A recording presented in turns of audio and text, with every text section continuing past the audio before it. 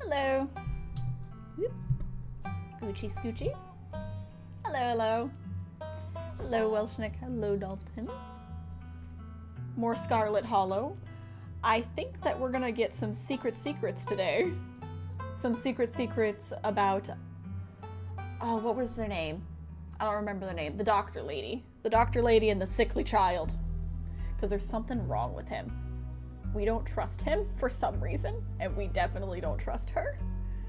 But I remember we're going over for a movie.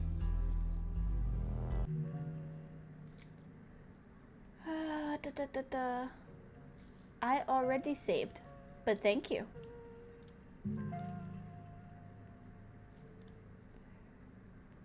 Now, I don't need a full recap because we just played on Saturday, but I'll take a little bit of a recap. No, I don't. No, we'll take a little bit of a recap. Yes, recap for 3. There are 2 of them now. Hello, hello. As you're ready to leave, Janie approached from the far side of the kitchen. Tabitha remains between the 2 of you, impatiently tapping her foot. I feel so bad for Tabitha. I made a bad choice. I know I did. Oh, Lily, before you go, I heard about what happened last night. I mean, I heard about it before Miss Tabitha mentioned it just now. And then I heard it again. I just wanted to say that I'm sorry you got caught up in that. I'll be praying for the poor kids. I can't imagine how scared they must be.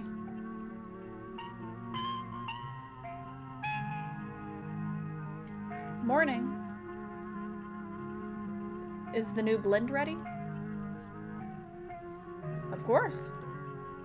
Lily, if you'd like to keep Miles company, Tabitha and I will just be a minute. Oh, excuse me. Wait, you're Lily, aren't you? My name is Beau. I'm Duke's boy. It's a pleasure to meet you. The policeman told me you saw what happened to my daddy.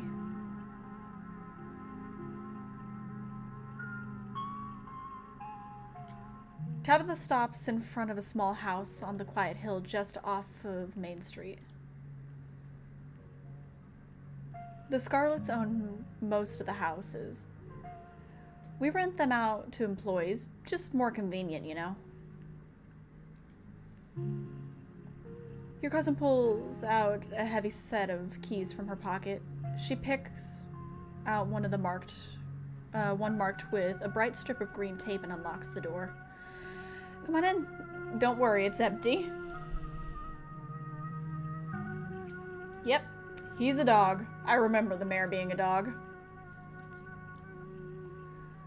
You can tell this dog is the mayor from his little sash and his fancy top hat.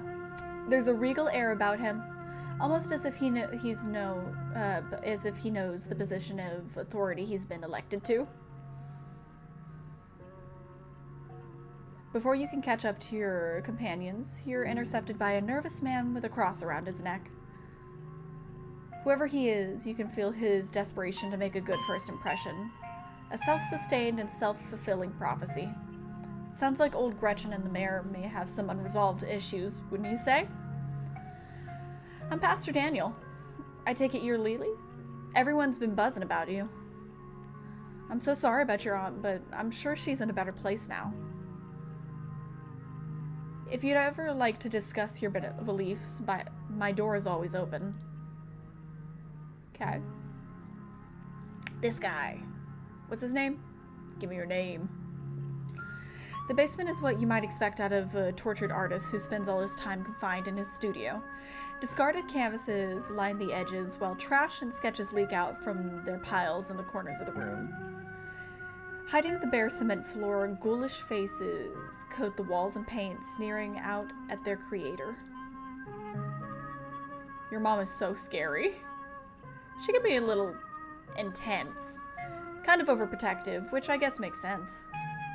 Anyway, make yourself comfortable. You'll have to forgive the mess. I've been distracted lately, haven't been cleaning much.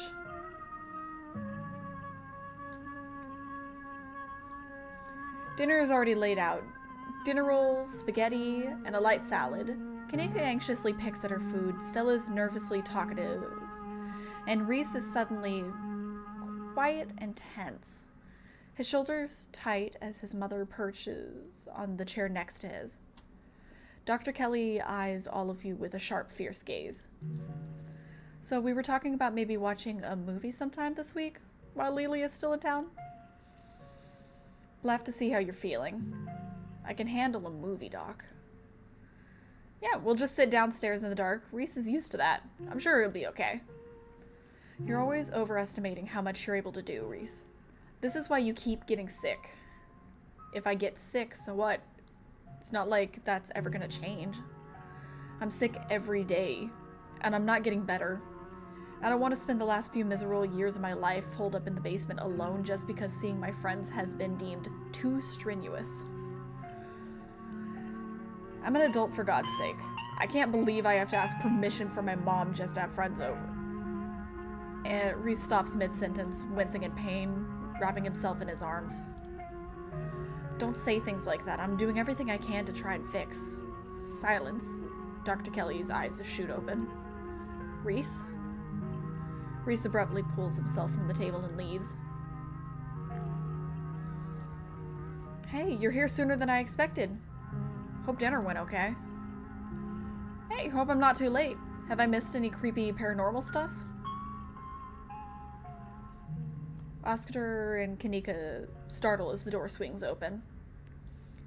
Seems I made it just in time. Let's get the show on the road I don't have all night. Whoa. This is where I've seen it. It appears on top of the stain. The answer to that is no. Stella pulls back the carpet, revealing a hatch.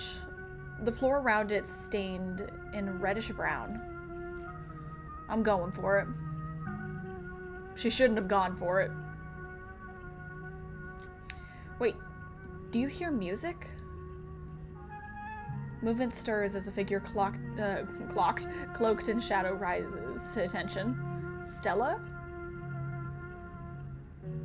There you are. I would have found you sooner, but the resident clearly doesn't want me here. It doesn't seem to have the same issue with these miserable little parasites. Bottom feeders.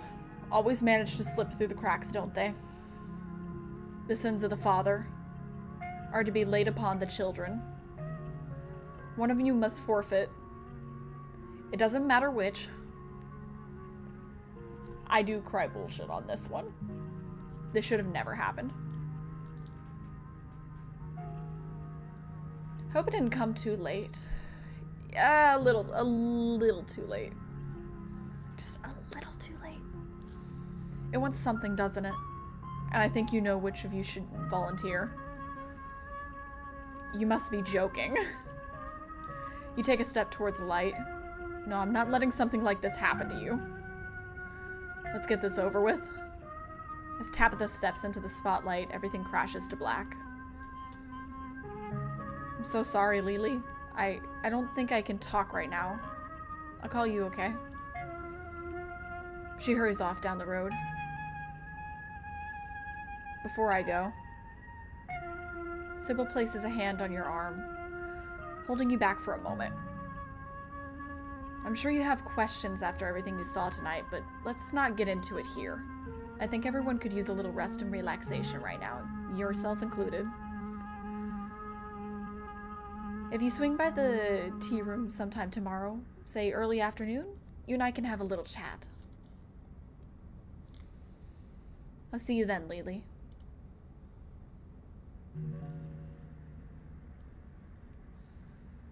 You don't even notice yourself entering the guest room and falling into the bed. Suddenly, you're just there, buried under your family's musty covers.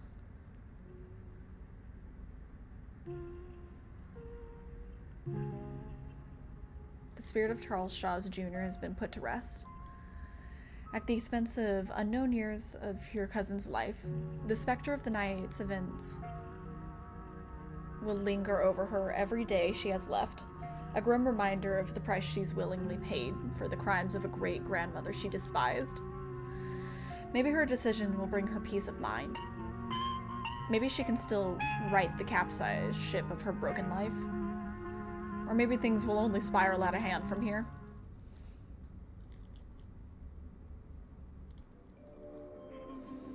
Alright, a brand new day. Let's not mess things up this time. Let's maybe not mess things up this time. Because, the last one did not feel that great. Last night seemed so far away. You can almost pretend the horrors you witnessed in the annex were nothing but a nightmare, chased away by harsh morning light. But they're not. An involuntary shudder runs down your spine. But your thoughts are interrupted by a buzz of your phone on the nightstand. Hey, hope you're feeling okay. Tabitha too. Still trying to wrap my head around what she did last night. I haven't been able to get a hold of Stella today. How about you? You check your messages. There's nothing from Stella.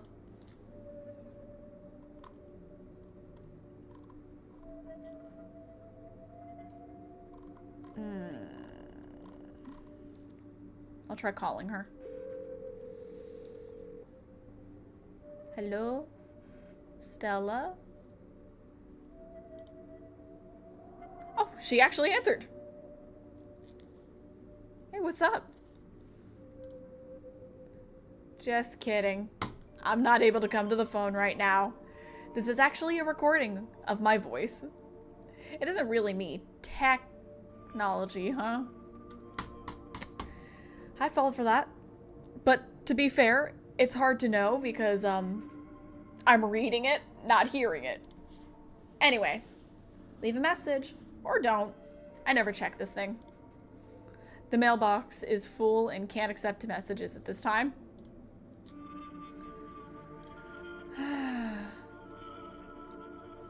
The wing guy didn't come after you, did he? Kanika and I are pretty worried. How's my favorite cryptid hunter?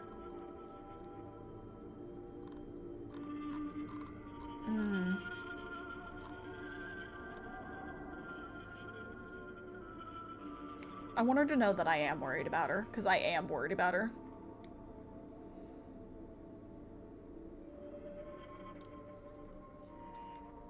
So this one seems like the best one to go with. Hey, I'm kind of worried after you ran off last night.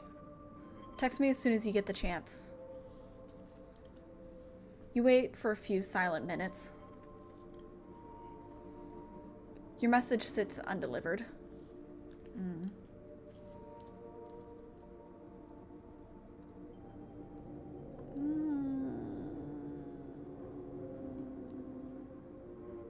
Everyone had a rough night. She's probably still shaken up. That one might be the best one.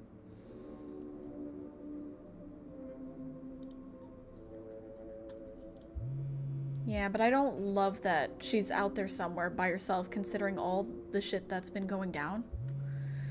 We should look for her, right? Come to town. We should stick together. Looks like you have your morning plans in order. We should take a shower. A shower sounds nice. A shower sounds really nice. You might as well take a shower before starting the rest of your day.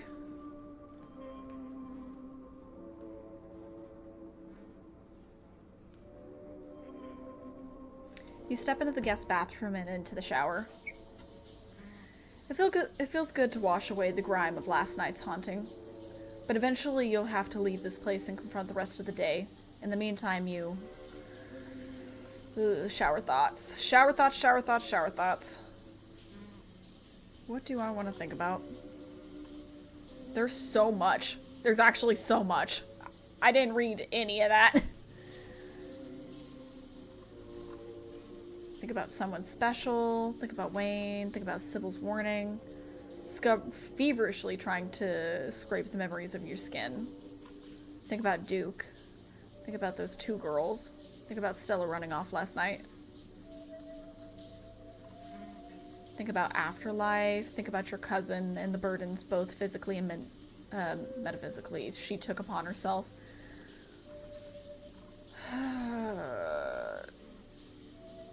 I'm probably currently thinking about Stella just because we did the whole text thing not too long ago. Think about Stella running off last night. Hopefully she's just sleeping in. You're done here. You turn off the faucet and dry yourself off. Check the closet. I don't think it's moved. There's no denying it. The doll moved at some point since your most recent visit. Did it? I don't remember. But your long-dead relative's creepy doll isn't the only thing that's different. Someone was in here. There better not be anybody in here. Something to mull over for the rest of the day. Visit the possums. Oh, they have bread in their drawers. You open the drawers. The two possums stare up at you. They both have bread now. That's nice. Wave at them. You wave at them. They continue to stare up at you blankly in response. Close the drawer. All right. You close the drawer. This is their home now. And there's nothing you can do to change that. I don't want to change that. I don't want to change that. Let's head downstairs. It's time to face your cousin.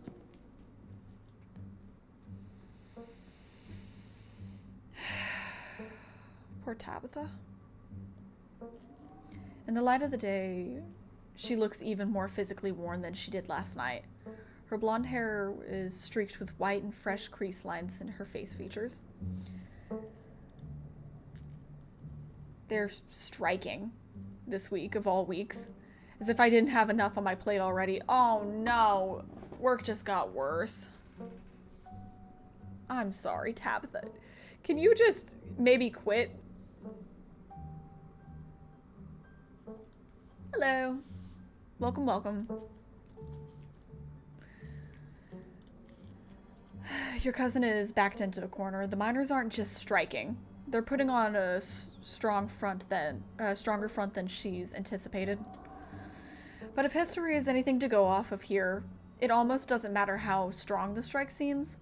This is Tabitha's battle to lose. There isn't a union in Scarlet Hollow, which means a proper strike isn't even legal. Your cousin can do pretty much whatever she wants. She could fire everyone and wait them out, for instance, or pick and choose her targets. Like she told you yesterday, she owns most of the houses in town, after all. There's a lot of ways she can apply pressure to resolve the strike. Let's talk about that strike. You want me to infiltrate? I could do it. I could infiltrate. I could do it.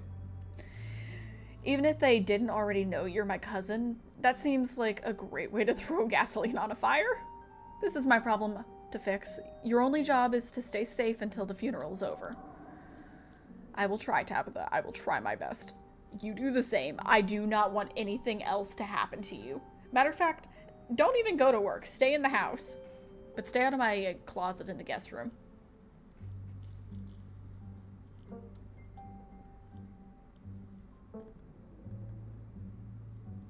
Could do it? Nah. Nah. This is my problem to fix. Alright. Okay. Continue to explore. So that's why the ditchlings are here. They were predicting the strike. I don't think that's why they were here at all. Usually I'm pro-union, but there isn't a union. Do you know what the strikers even want? I haven't seen a list of demands. I'm sure it's just the usual. I promise you that if any of them were in my shoes for a month, they'd be singing a different tune. Probably should have seen this one coming. No, I'm trying to be as nice to her as possible. She just went through a lot.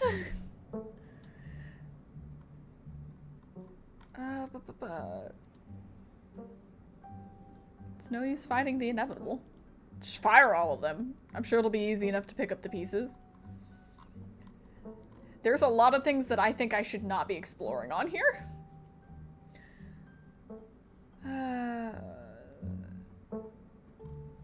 That one's an option. That one's an option.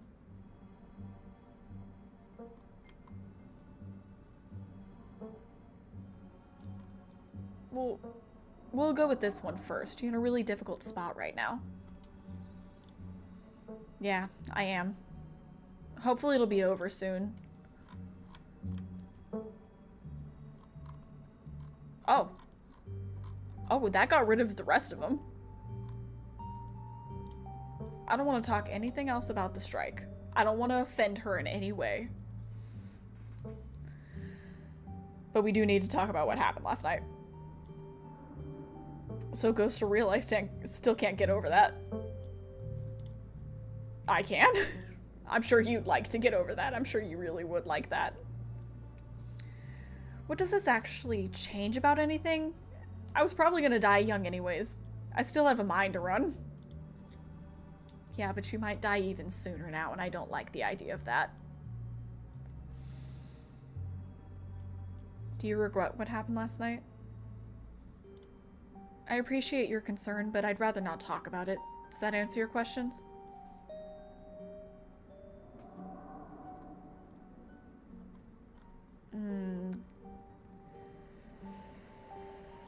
Yeah.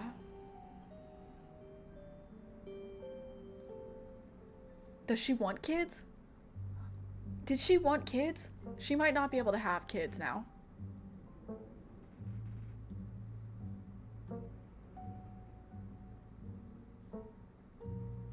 I'm sorry if this stuff with the ghost last night winds up making it harder for you to have kids. Okay. I want to ask because I wanted to know if she wanted kids. She didn't, right? So how are those extra years treating you? Drop it, Lily. I'm dropping it. I'm dropping it. I'm leaving it. I'm dropping it. I'm leaving it. I've offended her already. Oh, thank you. Have you heard anything from Stella? I can't get a hold of her. No, but that's not exactly newsworthy. I'm sure she's just processing what happened last night. We weren't the only ones who were traumatized. You're not wrong about that. Any news about the trapped kids yet? News? We have confirmation of at least one voice down there. And the boys have been digging around the clock. I don't think it'll be long before we can pull all the unpleasantness, put all this unpleasantness behind us. That's good, that's good. There's still voices down there. That means that they're not dead. Of course, that hasn't stopped the kid's mom from being up my ass non-stop. I'm doing everything I can, but she's the kind of person who needs someone to blame. And I'm an easy target. If the mine's in trouble, you should just sell it. And sell the estate. Get out while you still can. It's not a bad idea. Don't look at me like that. You hate this. Tabitha bristles. I'm not giving up like that. This is the Scarlet. This is the Scarlet mine. I'm not just going to cash out on our family's legacy. I'm bringing the mine back to life, one way or another. It might be time to let the mine go. Go visit the beach, like we said. I've dawdled long enough. Stay safe. No more hijinks. But let me know if you get in trouble, okay? Tabitha slips past you. Her heavy boots thud down the hall as she marches away to face her employees. Time to figure out the rest of your day. I haven't eaten in a while, have I? No, I had dinner with Dr. Kelly and Reese. I was gonna say, I don't remember the last time I've eaten. Let's give myself a quick PB&J. She did stock up for me, just for me, so. If Stella is MIA, who knows when you'll get a chance to eat.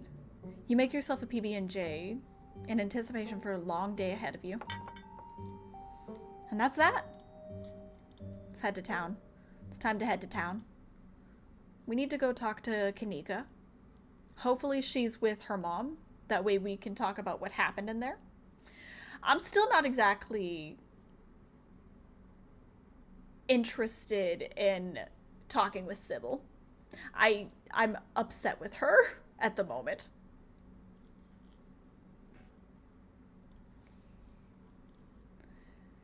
You head to the front door and begin your trek to town below. The sun shines down through a thin layer of clouds, illuminating the path in a watery gray light. You can't help but feel countless eyes watching you from the tree line, a feeling that reminds you of your time in the woods with Stella. Ditchlings shouldn't be out in the... Oh, I didn't even realize they were there. They shouldn't be out in the middle of the day, though. They're getting bolder. Avery, what are you doing here? To your surprise, you find a familiar face making its way up the path towards you. Hey, I was just coming up to see you. Hope you were able to get some sleep after everything that happened last night. And I hope Tabitha got some rest too. How is she today? She's back to work already, with the strike and all.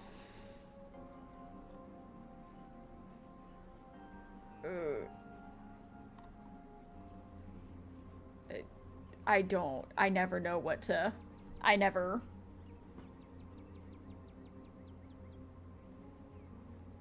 You can't talk me into shooters if I don't want to play them. It's not that I don't want to play them. I do. I just also like my games like this. Shooters make me nervous. If I hadn't stepped forward, she wouldn't have intervened. We both could have made it out of there in one piece.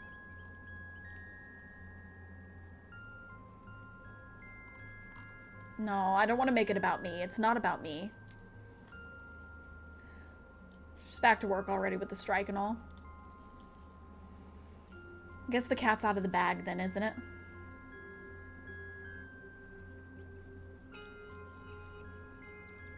Yeah, it's not a great time for her to take a break. I passed the diner on my way here and it's full of miners. I guess that's their base of operations or something. Don't have to... I can flirt? I could flirt? No, I'm already... Well, I mean, I'm not taken. But I want to be taken by Stella. Lily wishes to be with Stella.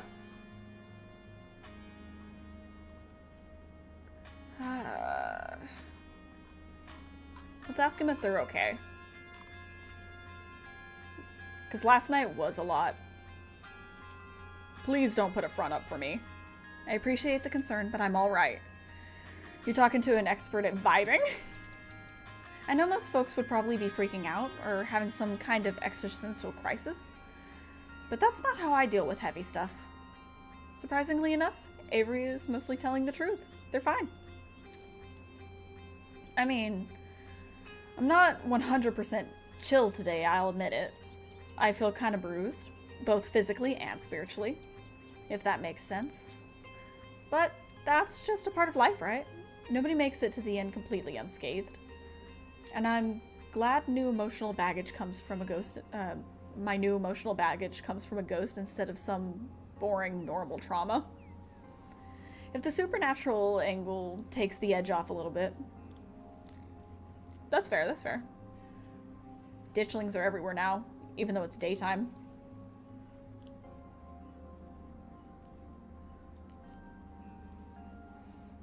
There's ditchlings everywhere now, even though it's daytime. Look at...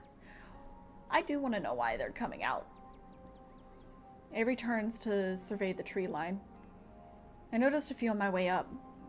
They're kind of funny, now that I'm getting a good look at them. With their scrunched up little Sharpie face. Yeah, they're not exactly the most threatening looking, especially during the day.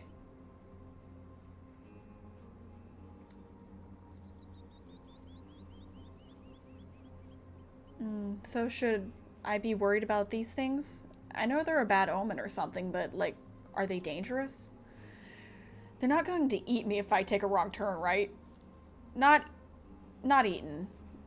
Just used as an incubator. That's probably worse, though. I don't know. Pretty small. I'd rather not find out. Does anyone in town have a flamethrower? I doubt they do. I doubt they do. No, you just don't. They're not going to attack you, but don't go near them. It's not a good idea to go near them.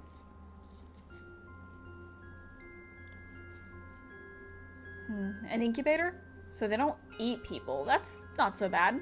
I can handle a couple eggs under my skin. I mean, you could always cut them out. Unless they're, like, attached to your vital organs and it's gonna mess something up. The animals didn't make it out of the incubation stage intact. Maybe I shouldn't let him know that. Maybe I should not let Avery know that. I get that. Being eaten sounds really bad. It sounds really bad to be eaten. Seems like a painful way to go. While a parasitic larva sapping all my nutrients and leaving me a withered husk, it doesn't sound great. It at least doesn't involve any rendering or tearing. Well, maybe tearing once it's done with me. But I also have modern medicine on my side, so I doubt I would actually die. I would just have a cool story to tell. We already know how they're doing. We're not flirting with them because we're flirting with Stella, and we don't double flirt. We don't play the field like that.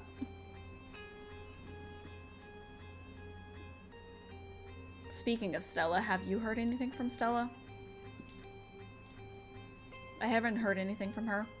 Though we don't text much, and I haven't checked with Winnie to see if she's come in for an early breakfast or anything. But if you haven't heard from her, that doesn't sound great. Seeing her like that last night was awful. She's usually so unflappable? Is that the word you're using? Unflappable?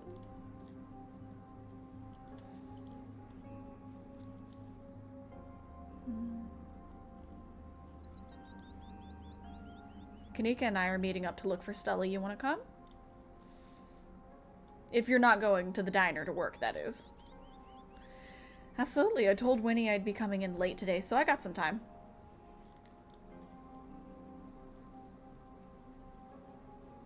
Alright. We've added Avery to our party. I like Avery. Avery's cool. Yeah, good idea. Let's head to town. Go see Kanika. Make a game plan to go find Stella because, Stella? What you doing, buddy? You and Avery start back down the path to town. There's Kanika. It isn't long until you once again find yourself on the main street of Scarlet Hollow. Lately, you made it. And you picked up an Avery along the way. Hope you're both doing okay, like, emotionally. Yeah, not too bad. That's good. I feel like I got crushed by a steamroller or something. Joints all out of whack. Totally exhausted and super foggy. Mama's been insisting I caught a cold, and I wasn't buying it. But as of this morning, I've come around. It's definitely something beyond exhaustion, even considering the ridiculously stressful week we've all had. But I'm not gonna let that stop me from looking for Stella. Alright, just if you need a sneeze, cough, cover it, turn away from me. I don't want to get sick. Do you still think there could be a rational explanation for all of this? Is someone manning the general store while we go look for Stella?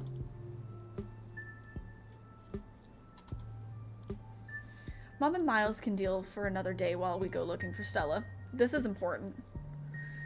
Not that the store isn't, but if something happens to her and I was spending my time minding the register, I don't think I could live with that.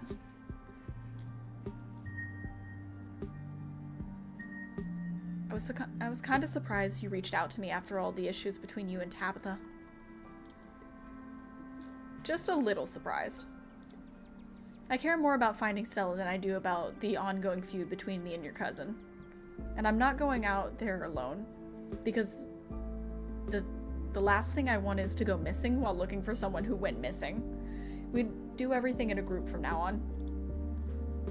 That's the first rule of horror, do not split up. Besides, after last night, what your cousin did went against everything I thought I knew about her. It's definitely making me question if I actually know the real Tabitha. Or I've just been tricked into buying some front she puts up to seem intimidating. No, she is the sweetest, like, kicked puppy of a person you'll ever meet. I don't like how much I've been forced to question my perception of reality lately. This sucks. People shouldn't be judged by their family anyway. Whatever people may think of your cousin, it has nothing to do with you. That's fair. That is fair. I'm supposed to see your mom at some point today. Maybe she'll finally shed some light on things. I'm not sure what she's planning to tell you today that she couldn't have told us all last night. Maybe she's gonna read your fortune. After last night, I wouldn't doubt that she actually could. Your mom's always had a bit of that Glinda vibe going for her. Yeah, maybe I should stop making fun of her whole new age mystic thing. A lot's happened in the past couple of days. Ugh. I need to take a page out of Stella's book and just block this shit out. I need to be focused. I can't keep having all these existential crises. There'll be plenty of time for tea after we found Stella.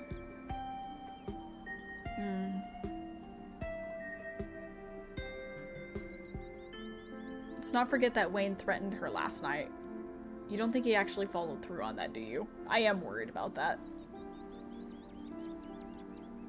I've been trying to not think about it. Does anyone know what happened to that guy? Some kind of accident or something.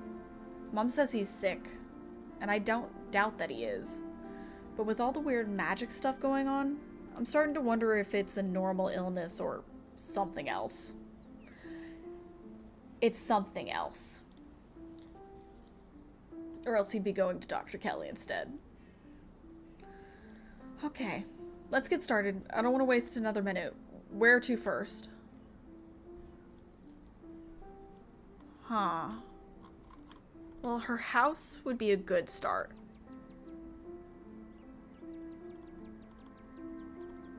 She won't be at the church, I know that. I don't think she'll be at the mines. Or the diner.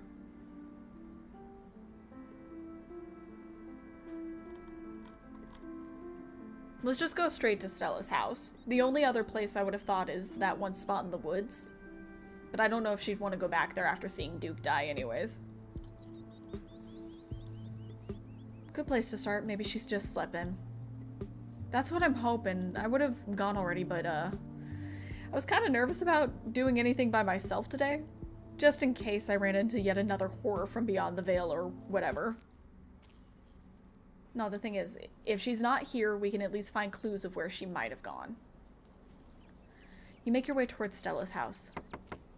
Kanika knocks anxiously on the door. It creaks open. This doesn't look like a break-in. It looks like somebody left the door open. Stella or someone else was in a hurry when they left. She's dead. Stella died, and it's all my fault. Okay, let's maybe not jump to conclusions.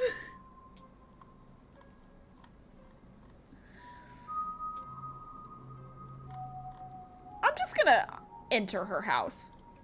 I'm just gonna go in.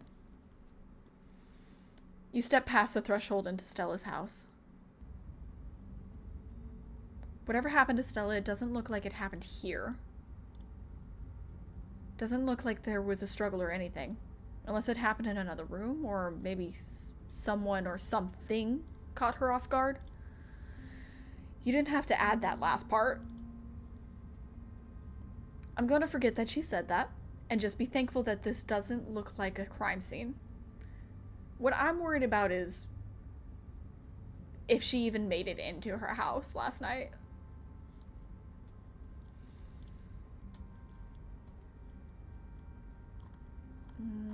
Let's investigate her room first.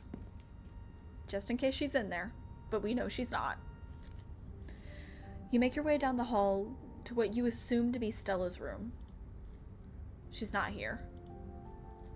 Though it's a little untidy, it's the usual sort of untidiness that accumulates when someone doesn't often have a guest in their bedroom. There aren't any signs of violence.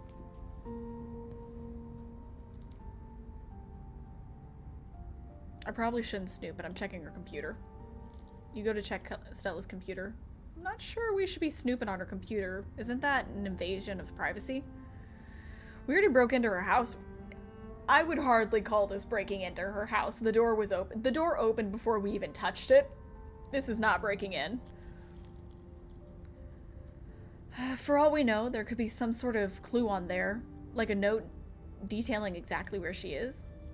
We didn't break into her house. The door was left wide open. She is right. It was left wide open. Well, maybe the computer was left open too.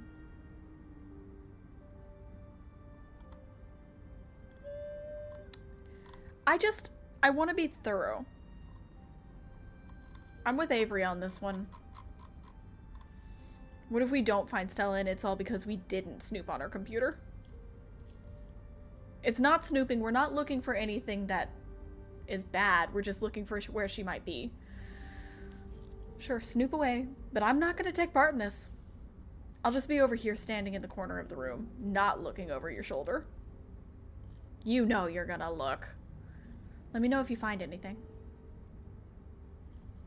Stella's desktop is horrifically cluttered.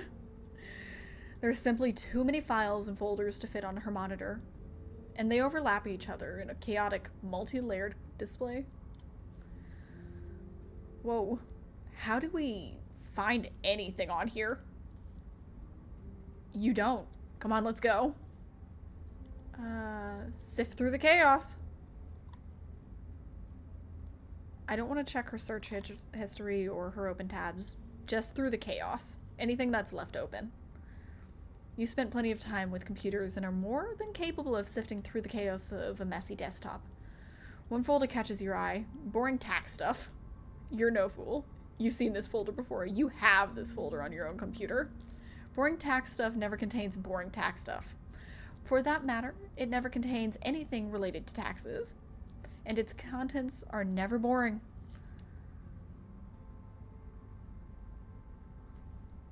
Should I look at it? Oh, this is something I shouldn't be looking at. You open the folder, you're surprised to find it contains a carefully mapped out diagram of Scarlet hollow mines, including holes and fences, an area with low visibility. There's also a handful of old photos of Stella and Tabitha together as teenagers. Tabitha wears an uncharacteristic grin, an authentic joyful smile, and Stella's eyes are somehow brighter, less tired. Both of them seem to be living in a happier time. Hello.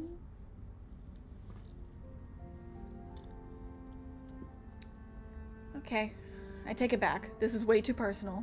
I'll just join Kanika in the corner while you wrap things up.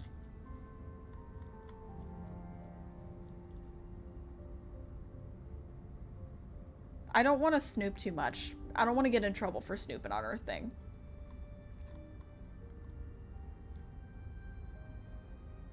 I'm going to check her open tabs first and leave it at that. It would take you all day to count the number of open tabs in Stella's browser, so numerous are her tabs that you can't see a single icon. A sea of rounded features, triangles from window edge to edge, window edge. Words aren't wording. Her most recently open tab is a post of Uncle Carl's Bigfoot Farm, a forum for cryptozoology enthusiasts. You visited Uncle Carl's Bigfoot farm in the past. Despite the name and despite the fact that posters called themselves Carl's Big Feet, the community takes itself very seriously, and it's one of the more consistently active cryptid boards on the web. The post in question is titled "Something Big is Happening in Scarlet Hollow." Hey, everyone was out chasing a skunk ape sighting the other day and found these weird little guys. My friend's mom said there's something called ditchlings, but I've never heard of them before. Anyone have any good leads? Camera isn't shaky enough. This is totally staged. Clean footage in some sort of cryptid nobody has heard of except for your friend's mom. The only thing I'm seeing when I Google ditchlings is some city in England. Thought you were legit. Guys, since when did high quality footage count as anything other than actual evidence? Those things are terrifying. Okay, so it is at least split. I thought that maybe she would be upset because it wasn't, they were all like attacking her. Since every low budget horror movie started doing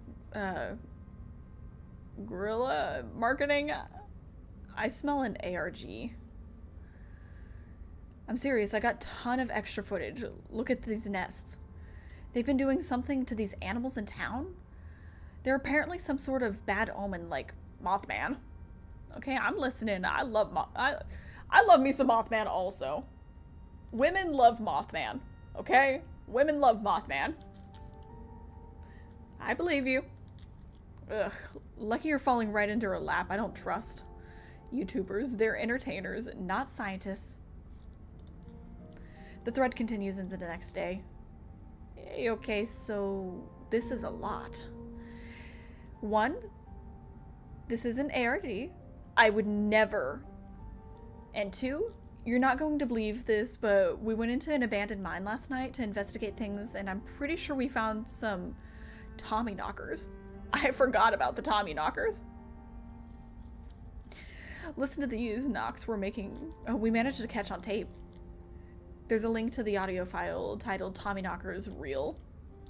Just because you put the real in your file name doesn't mean they're real. 2 supernatural events back-to-back nights?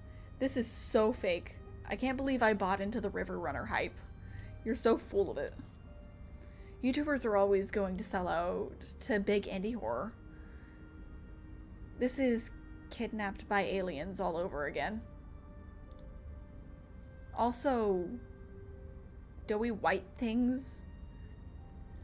Now loud popping noises. This is definitely RRG. Did you sell out on to Pillsbury? Got it. So they are turning on her. They're all turning on her.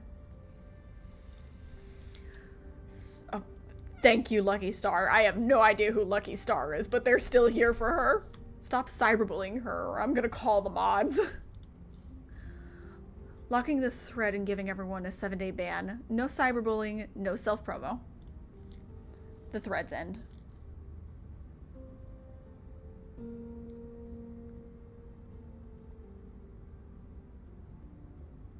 I don't want to check her search history. I refuse to step over that line. I refuse to step over the line of checking her search history.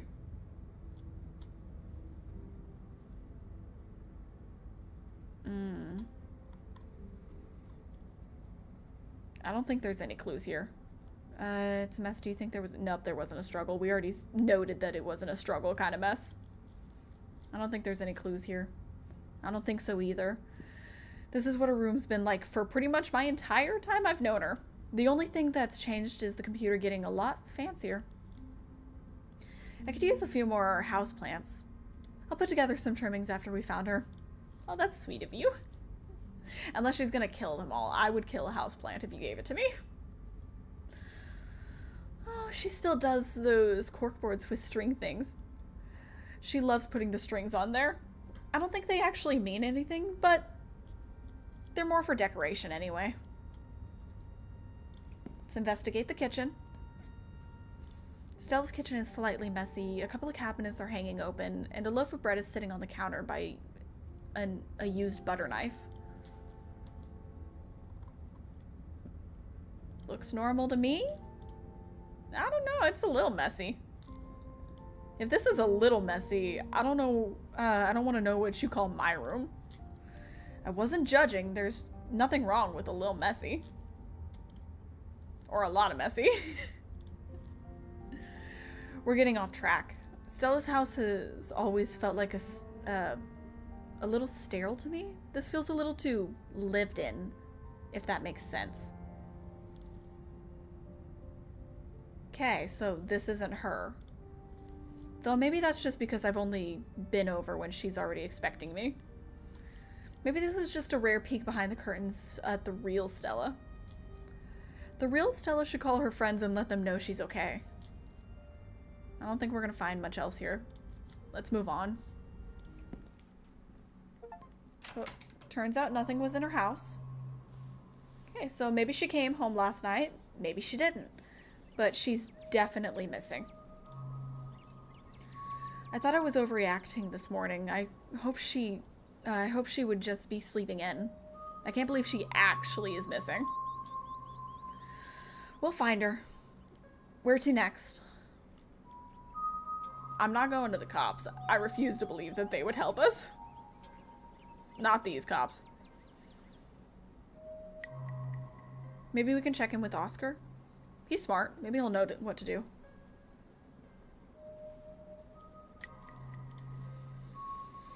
I hope nothing else happens after we all went home last night. Did they actually stay in the house? I wonder if they stayed in the house. They're so brave for sleeping in that house after if I would just read. After everything went through it. We'd rather sleep in the woods with the Dishlings than someplace that was that haunted. Your mom said it's safe, and I'm inclined to believe her. Why would she lie? But how would she know that? Magic, probably? But there's only one way to find out. Alright. We walk fast. Morning light streams in through the library's large windows. In the bright daylight, it's once again a place of comfort, all menace having fled into the wake of Charles Shaw Jr.'s departure. No ghost, thank God. I was not up for an encounter. Yeah, it's gone, just like your mom said it would be. I guess Oscar must be in the back. I know that's where I'd be if I finally got my house back. I've always been surprised at how unsupervised this place is. Sometimes it feels like anyone could just walk in and do whatever they want. Like what? Steal books? I mean, they could, right? I'm not saying anyone would. I'm just saying that people in the town trust each other a lot. It's nice. Let's go find Oscar. I actually don't want to go back in this house. I know that it's safe, but I don't want to go back in there. Bad things happened in that house. You make your way back to the annex. It feels strange to be back here in the light of day, as if the events of the previous evening were all just a terrible dream. This hallway really takes me back. It feels like it was only yesterday that we were last here, blissfully unaware that our entire lives were about to be changed forever. It was only yesterday. Matter of fact, it hasn't even been a full 24 hours since the last time we were here. I know. Kanika knocks on the door. Oh, good morning. It's so good to see all of you. Please come in. You have no idea how good it felt to sleep in our own house last night. Though I suppose I didn't do too much sleeping. I mostly sat and stared at the hatch all night. Nothing happened, but the idea that something could happen was more than enough to keep me wide awake. How's Tabitha this morning? There's a strike in the mine, so she's a little busy.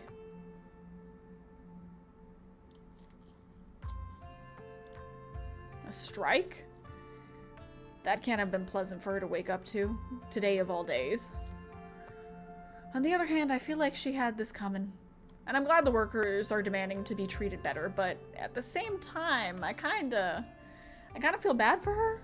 I never thought I'd say that, but it's true. What she did last night was brave, and I wonder how much the way she's been running that place was really Perlan's doing. There may be more to Tabitha than we thought. Oh, there's so much more to Tabitha than you thought. There is so much more. Let's not get too optimistic. So, what brings you here? Stella's been missing since last night, and we're trying to figure out if anyone's seen her. She hasn't gotten in touch with any of you? I am starting to freak out a little bit. I really care about her, and she's just gone.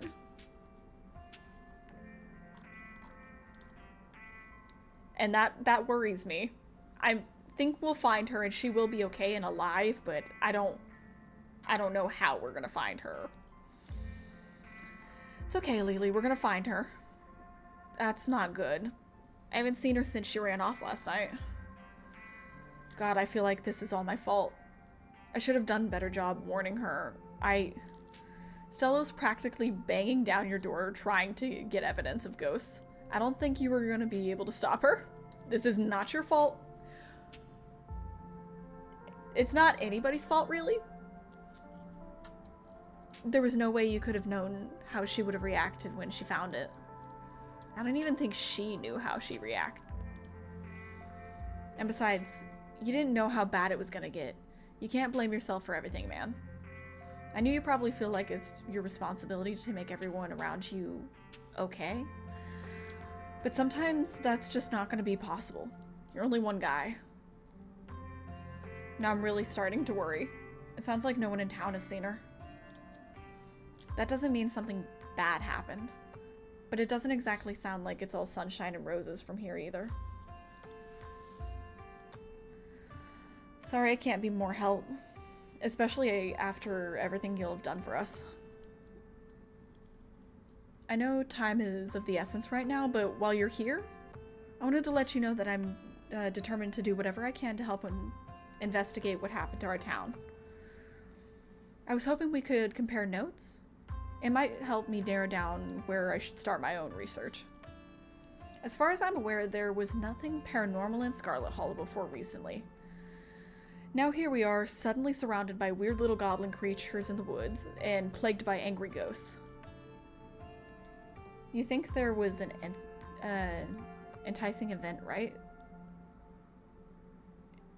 That's not enticing. That's the opposite of it. I do. We're just gonna move past it. That's my thought too. It was never like this in the Holler before. Something must have happened that kicked off all this magic stuff. I came to town. I mean, I don't think I'm the one who... Avery stares at you. It's not me. I didn't do it. I didn't... Maybe it's because Pearl Ann died. Just saying. I mean, it's obvious, right? Things only started happening once Lily got here. Kanika shoots Avery a glare. No, we're not throwing Lily under the bus. What? There's nothing wrong with being a magical catalyst. Sure, there's probably nothing wrong with someone being a magical catalyst, but there's definitely something wrong with saying someone's a magical catalyst. If people get the wrong idea, we're only a couple of steps away from the whole town deciding to shaw her. Nobody's gonna drag Lily into the witch hunt on my watch. I appreciate this lady. I do like Kanika. If I wasn't after Stella's heart, I would definitely be after Kanika's heart. Which would definitely be hard for me to have a good relationship with my cousin if I chose that. But that's fine. I'm not after her, it's okay. I like to think we'd outgrown the days of running people out of town on rails. I'd rather play it safe. Don't worry. It's not like I'm gonna go around town telling everyone that Lily's magicked a bunch of terrible disasters into existence. But if there's a catalyst for all this, why wouldn't it be a lost Scarlet finally coming home to Scarlet Hollow?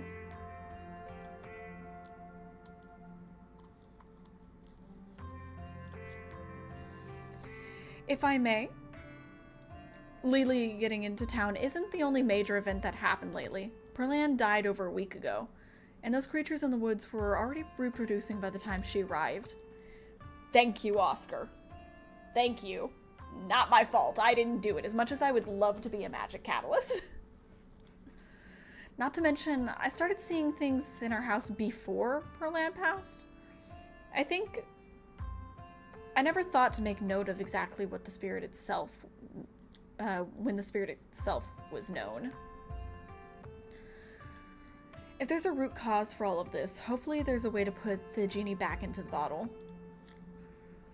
I'm gonna do my best to find out if there have ever been any similar events, and whether there is anything special about Scarlet Hollow that might explain what's going on. We'll fill you in on what little we know, so you at least have some place to start. I know where to start. We need to go to Dr. Kelly's house. I'm just saying, she didn't want us in there for a reason. As we needed to go to Dr. Kelly's house, and we also need to make sure that we're talking to Sybil, even though I don't want to talk to her. Are we sure the ghost is really gone? Positive, right? I have every reason to believe so. There wasn't so much as a creaking door or mysterious draft all night. And I certainly hope this isn't a wishful thinking, given the toll it seemed to take on Tabitha last night. You're so brave for sleeping in here. I would have left and set the place on fire behind me if I were in your shoes, no matter if someone wound up putting it to rest or not.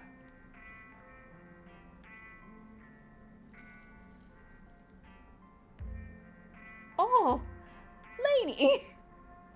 What are you doing on her phone?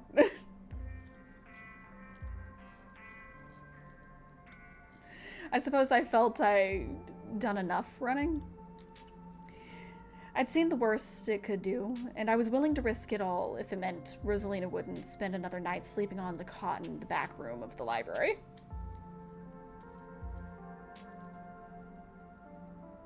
We've been finding these weird stone seals. And Stella could be exploring those, I'm just saying. She could be. But she could also be up on that, like, little cliff area.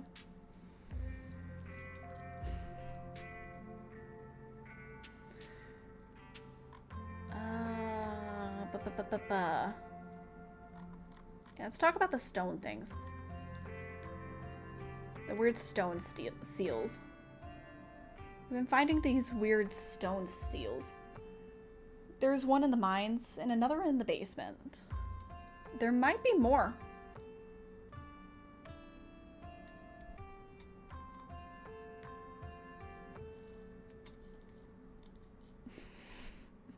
I won't tell Ivy. I won't get onto her. Definitely go through her phone. Look at her pictures. The picture is where the secrets are at. Snoop. Snoop. I encourage.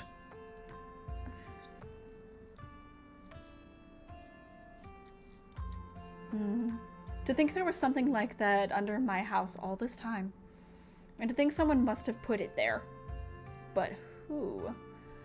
I wonder. Maybe it's my great something. Actually, I don't think it's that many greats because it's only my great-grandmother. My great-grandmother's father, I think.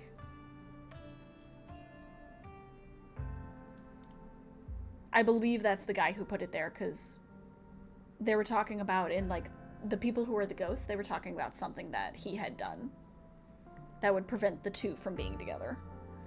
Or leaving. This gives me quite a few threads to follow. Thank you, Lily.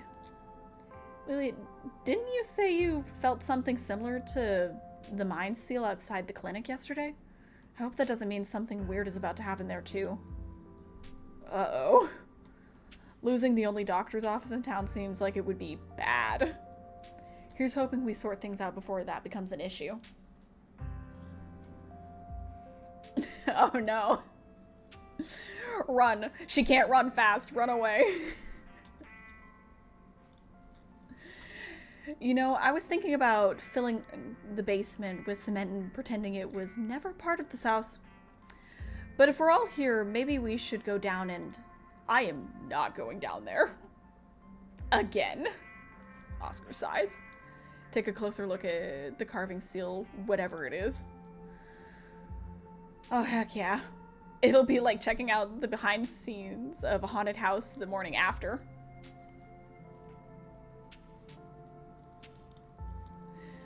I mean, I know you're joking, but that's literally what we'd be doing, right?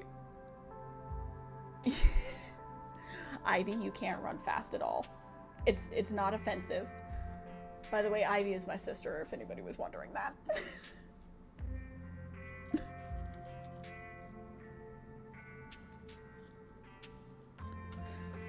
Have mercy on Lainey.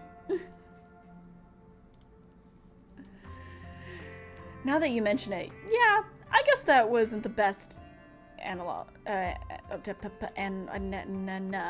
It's been bad enough going into the haunted houses and abandoned coal mines at night. Analogy. But there's something that feels so much worse about going down there in the middle of the day. I can't say I'm thrilled at the thought of it either, but we need to go do whatever we can to start getting ahead of things. I really don't think this is a good idea. I don't think I personally should go down there. I've passed out and had weird shit happen every time I've been near one of these things.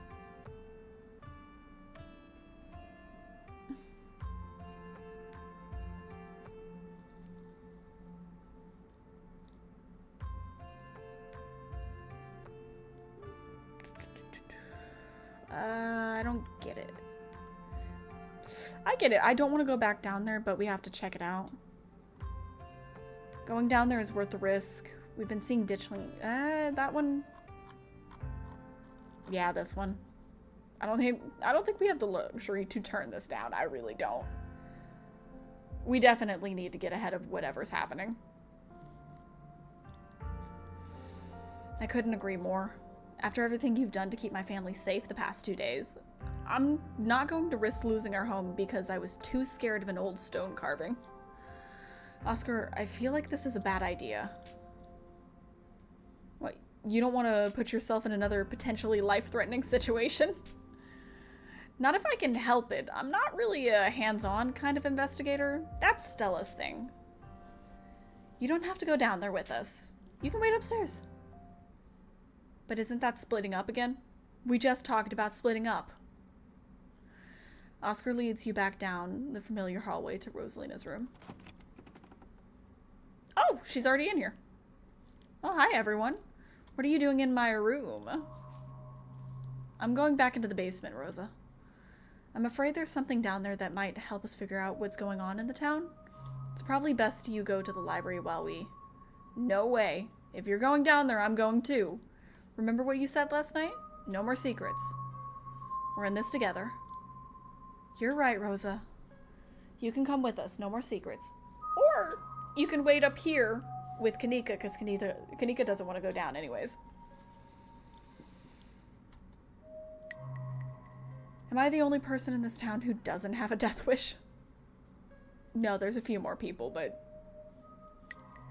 Sybil said that the ghost is gone. I really don't think there's anything to be afraid of down there anymore. Just give me a moment to move all of this out of the way. Oscar gets to work moving the furniture from the trapdoor, his broad shoulders making quick work of it. Before you and your companions know it, you find yourself transfixed to the trapdoor. Oscar opens the hatch with a menacing creak. Everybody's heart skips a beat, though Avery's might have skipped a beat out of excitement rather than fear. But none of you are swept into a ghost nightmare puppet show. Good. Thank God. The sun continues to shine. The birds continue to sing outside Rosalina's window. See? Nothing to be worried about. The slight tremor in his voice tells you he's mostly saying that to himself. Shall we? Yeah. I take it back. I'm good staying up here. You guys go down there. I do not like the vibes I'm getting from that pit. Descend. Okay. Hole in the ground. You descend to the basement stairs and find yourself in the same cold, unfinished place you were in last night. You can't shake an oppressive feeling, but whether the feeling is driven more from the trauma of the past or something more tangible, you're unsure. Well, I guess whatever we're looking for is in that pit. No, it is in that pit. I guess whatever we're looking for is in that pit. I guess we should take a look. Oscar walks up to the burial site, eyes widening as he peers inside. I really shouldn't. I've passed out every time I've come into contact. Or, like, had weird thoughts. The internal screaming remains of Charles Shaw Jr. exactly where you left them last night, staring back up at you from an empty sockets. I'm sorry that my great-grandmother killed you. The carving lies beneath him, the heavy cold stone acting as a coffin. 3 dogs run an endless loop around a furious goat. Okay, yeah, I see that. I see that. All bound in a ring of flames. Okay, flames. The style seems almost Greek or maybe Greco-Roman. The weathered carving reminding you of something you might see in a temple. Gross. He rotted all over the rock. Yeah, that is kind of nasty. You have no interest in going any closer. This carving has trouble written all over it. And who knows what kind of diseases. Could always take a picture. Charlie? He looks so small. Dang, Charlie, Lily's grandma really did a number on you. Avery, not funny. Nobody touch it. I'll have to call Dr. Kelly about this. We should put his body to rest, right? That's how these things usually go. At least in movies, and hey, we disturbed his body and he hasn't come back for a sequel. Confirmation that he's gone for good, right? Kinda. I mean, I trust that he's not here, but I don't trust that this basement's safe. I think so. It's gonna make it a lot easier to sleep tonight. Does that mean you'll let me sleep in my actual bed? Rosa? Rosalina. Let's give it one more night. I still don't know how I feel about you sleeping on top of that rock. So what do we think? What are we thinking? Wolves encircling a goat. It's a start. What's on the carving in the mines? A circle of arms bound up in chains. I believe you because I don't remember. Stella took a as soon as we find Stella.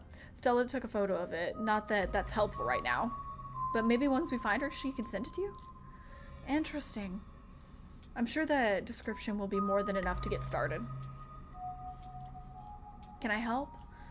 I want something to do. I'm tired of just waiting around. Sure, you can help. We should destroy the thing? Maybe not. We don't know what it is yet. Don't do anything until we know what it is.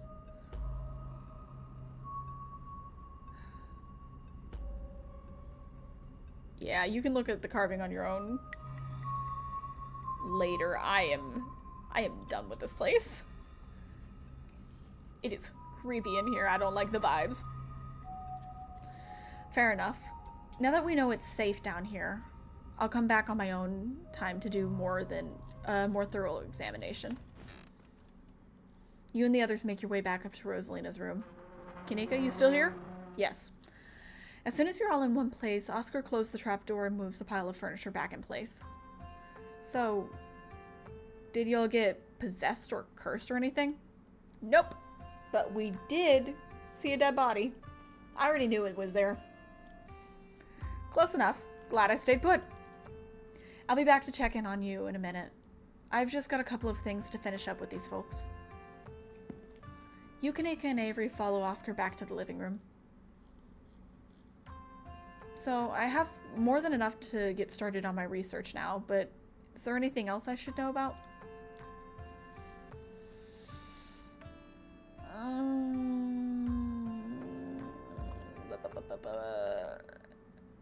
Make sure Pixel stays inside, or he might get grabbed by the ditch link. I don't know who Pixel is. I'm assuming you have an animal. I'm assuming there's something in the clinic. I think there's something in the clinic. There was this door yesterday, and I could feel something pulling me towards it. Right, I had almost forgotten after everything that happened yesterday. You said there was something there that reminded you of the mines, right? I see. I'll dig up what I can on the clinic.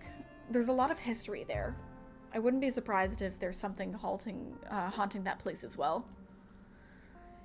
You have a friend that lives there, right? Should we tell him that something bad might happen in the house? He might want to stay someplace else. He can't stay somewhere else for now. If the last few nights are any indication. I love the art in this game. It's very nice. It's very nice. And you haven't even seen my girlfriend yet. Oh, Stella, my beautiful lady. I will find you. And I know that sounds a little creepy, but it's more out of concern. I want to find her. Yeah, I can shoot Reese a warning text, but I don't know if his mom will let him leave. She's got an iron grip on the poor dude, and she's probably even more of a skeptic than I am. Was. Reese mentioned a movie night, right? It's the perfect cover for an investigation. Movies are easy. We can go in, be real sneaky about it. She'd never know. Who knows if that would fly with Dr. Kelly, though. After last night, I'm pretty sure she's not going to let us anywhere near her house. She's the only doctor in town. She can't just ban people from the clinic, right? I don't think so, but hopefully nobody gets sick or hurt enough to justify a visit over there. I mean, I'll suffer a small, like, bad-looking cut, but not that bad, if it means that I have to go to her and I get to be in the office clinic area. If we're going to investigate the clinic, I think we're going to have to break in. Oh, that's unexpected coming from you. From the person who didn't want us snooping on the computer. It's what Stella would do. And she'd be there. She's been there. She's been 3 for 3 this week when it comes to finding spooky stuff. She's also been 3 for 3 when it comes to finding her way into mortal peril. This is why we have to find her as soon as possible. It shouldn't fall on me to suggest we do something dangerous. I'm terrible at selling it. It's not that I don't think we should figure out what's going on in there. We just need to be cautious about what we do next. We don't want anyone to get attacked or possessed by any more ghosts, even if it is to help a friend. I don't know if we have time to play it safe. Just give me a day or two to do some research. I only have a day or two.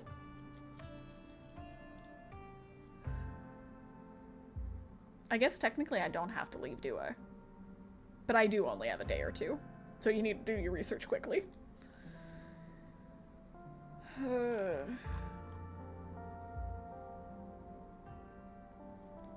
Yeah, no. Whatever we do next, I feel like we're missing a vital team member. We need to find Stella and fast. I agree. We need her brazen energy if we're gonna do anything seriously, any serious sleuthing. See you around, Oscar. Let us know what you find. I will. Avery, are you staying with us? I know you have a shift to go to at some point. So that's Oscar. Any other ideas?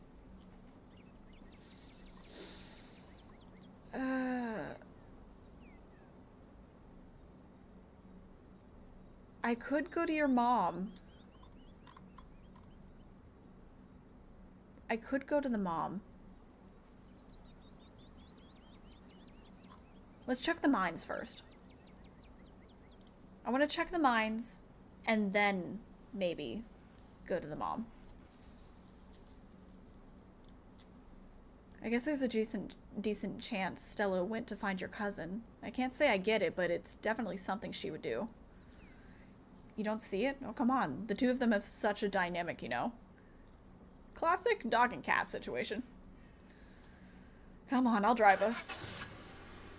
You follow Kanika to her van. It isn't long before you find yourself outside the Scarlet mines. And here's the protest. The cops are here.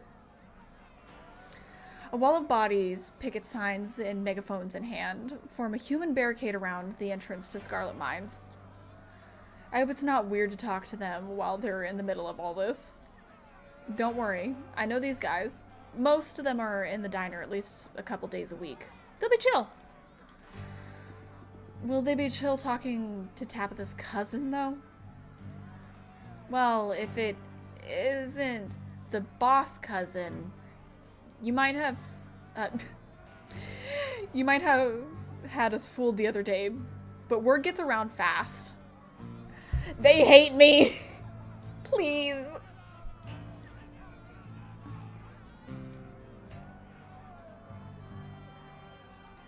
Helen, well met, fellow countrymen. What goes on here? How goes the strike? I don't think I should provoke these people.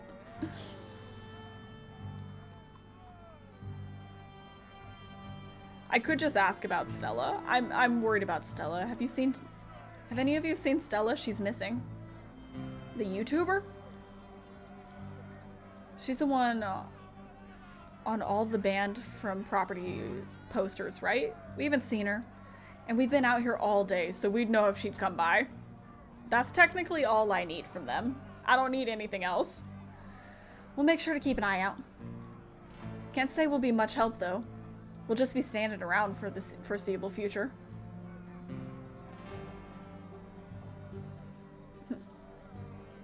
Scarlet, more like toilet.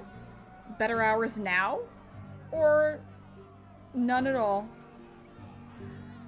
I am unhappy with the treatment I am receiving as a worker in this Scarlet mine. You guys need better signs.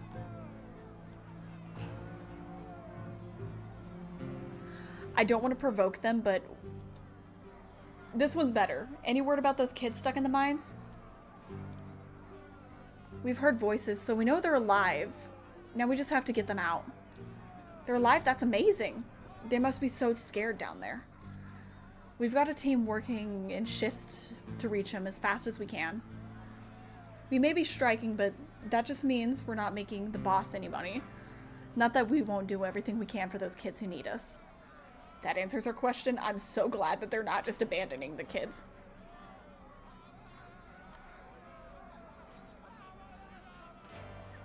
I think that it would be best for us to just leave at this point. I got all I did. I think I got all I could get without provoking them. If that means we don't have to talk to Tabitha, that's fine by me. I guess that's it for the mines. Come on, I'll drive us back to town. We can figure out the next move from there. I think I should go talk to her mom next. Where to next? I'm supposed to get tea with your mom today? Maybe she'll have some ideas. Sure, we can humor her. She's probably going to give you some rocks or a bundle of herbs for protection or something, which might actually work. Who knows? Guess there's only one way to find out. After the week we've had, yeah, there's only one way to find out. I believe in her herbs. The bells of the general store chime welcomingly as the three of you enter. Kanika, there you are. You're supposed to stay in bed today, remember? And hello, you two. Hope you're both recovered from last night's fiasco. Sorry, Mom, it's just that Stella's missing and Stella can take care of herself, unlike you. You need bed rest and lots of fluids. You don't need to go running around town spreading that cold of yours. I feel like Kanika's sick, but not with a cold. I feel like she is sick, but not with a cold. Go on, get up to bed. I'll be up in a minute with more tea. I thought he had some kind of important thing to talk to Lily about. I'm really feeling okay. I want to hear what she wanted to say to her. I'll just be doing a tea reading. Haven't those always bored you to tears? Okay, you're right. I'm not feeling well. I should really lie down. Kanika, I'll tell you all about it whenever I get to you. Bye, Lily. Kanika turns and heads towards the stairs without saying another word. Good thing Kanika has her mom looking out for her. She seems so tired today. and you'll probably be able to find Stella without her. Are you saying that she was holding us back? And I'm so sorry to be a bad host, Avery, but I was hoping Lily and I could do our reading in private. Oh, this is not a tea reading. It is not a tea reading. I'm sure Winnie needs help at the diner. You're right. I've totally left her on her own today. Fine by me. I wouldn't want to mess with your tea vibes. I'm sure those leaves are very particular. Oh, but before you go, I did want to ask. Are you a witch? Fair question, fair question. Avery does not beat around the bush. As flattered as I am that you think I'm that magical, I'm just an old lady who likes tea and has a few unusual hobbies. Look, I'm just saying, doing stuff like reading tea leaves is pretty witchy as far as I'm concerned, but I won't push it. Though, just so you know, if you are a witch, you can totally tell us. We'd be cool about it. We'd be very cool about it.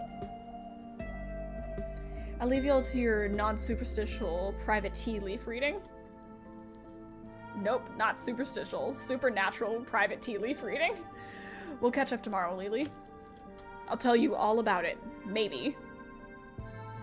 They make their way out of the general store, disappearing down the street into the direction of the diner. Shall we? Sybil motions towards her tea room. Follow Sybil to her tea room. Alright, I guess we're getting a leaf reading. Please have a seat. I'll bring you a fresh cup. You take a seat at the small table at the edge of the room. It's dark here. Only a sliver of sunlight able to filter through the heavy curtains, supplemented by the bright glow light of the plant in the corner. It's castor bean, an incredibly toxic plant, and strange for a tea maker to keep around in her workspace. I have questions about that. So pretty, though. Sybil joins you at the table and places a cup in front of you. It smells light and citrusy, with an undercurrent of decaying earth. It's the same tea you sampled with Avery at the diner on Tuesday. I'll be able to do readings once you're done. Until then, how about we just chat? Sip your tea. You take the tea, sipping it delicately. The citrus smell is fleeting, quickly replaced with the earthiness at its core. Like you've taken a mouthful of dirt. Yeah, I remember this tea not being great. But the aftertaste combined with two flavors into something soothing and medicinal.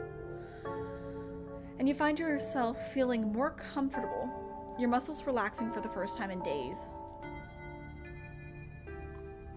There's probably a lot to ask her. There was a lot less than I thought. The other day you promised to tell me, what was it? Unsavory tales of my mom's youth? We'll start this light. How'd you wind up in Scarlet Hollow? Oh, my family's been in these hills for a long time. That's how I know so much of the local flora. Everything I've learned was handed down from the generations of hill folk.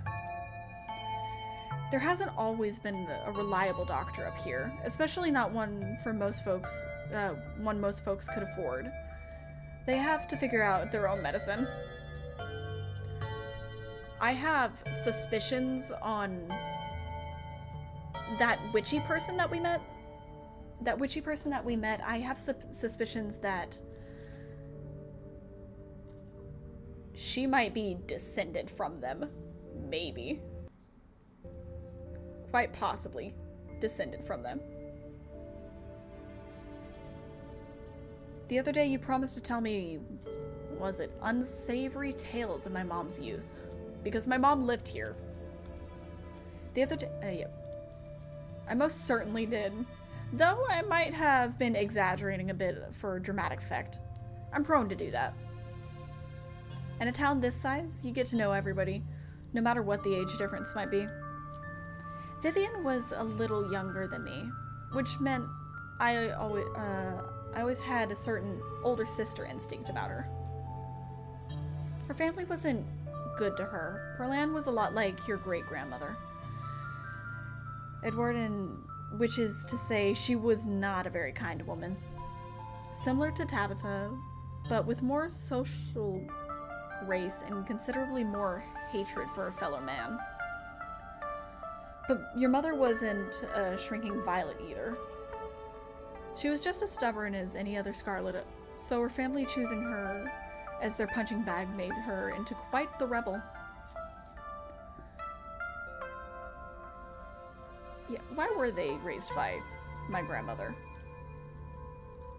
instead of their mother?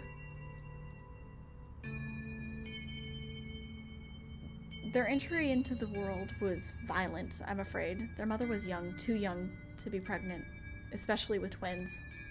She didn't survive the labor. Well, I knew that. I knew that. I think I asked Tabitha about that. What do you know about my grandma? My grandma or my great-grandma? Which one are we asking about?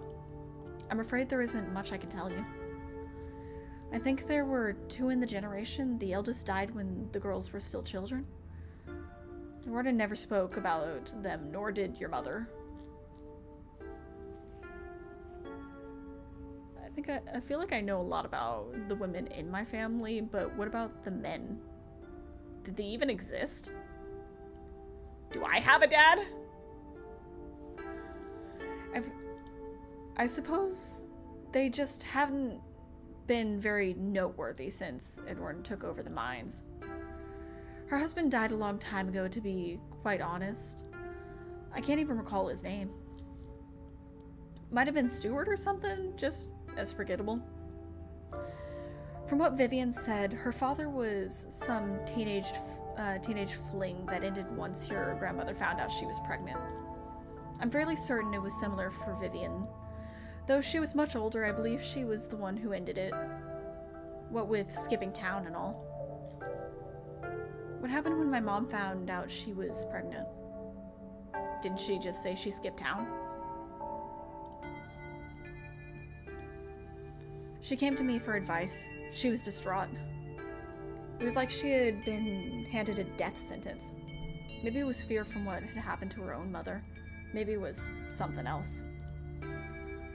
But she seemed convinced she was in danger. Is there something that happens to us when we have kids? Tabitha had already been born by then, of course.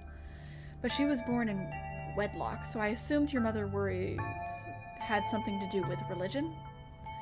Though the Scarlets weren't particularly religious as far as I knew. But the way Vivian was that night she came to me, it stuck in my mind. It's always had me wondering what it is about your family that made her panic so much at the thought of having a baby.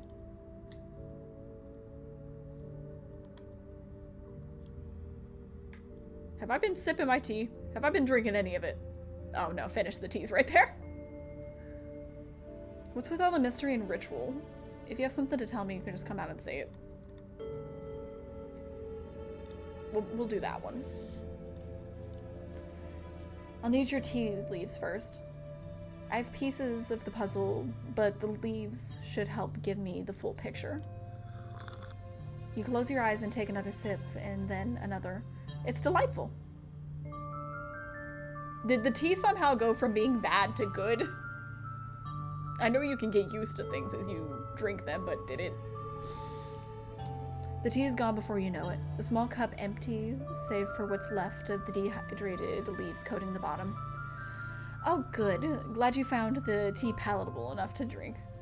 It should do you some good. It's one of my more medicinal blends. Now, on to business. Sybil takes the cup from you, staring thoughtfully down at the sludge. Oh dear, this doesn't bode well. You got just about every warning that can fit into the bottom of a cup. Cross, kettle, hourglass. All of these mean death, misery, difficulty, and the hourglass ties it all together with defined urgency. That's fair to assume that this all has to do with whatever brought the ditchlings. Something is coming, and whether any of us can stop it, I'm not sure. But we may, at the very least, be able to figure out what it is. And there's a certain figure here, a cat. An enemy lurking in plain sight.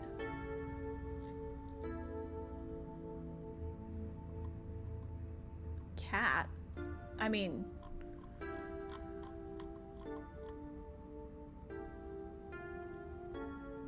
it could be Reese.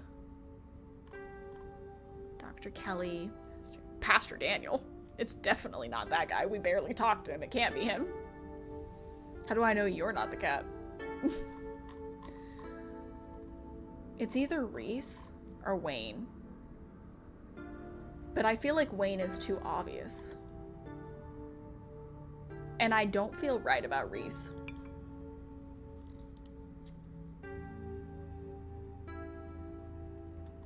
With the way Dr. Kelly tries to keep people away from him, maybe she knows something. His mom seems to really have it in for me. Maybe he feels the same.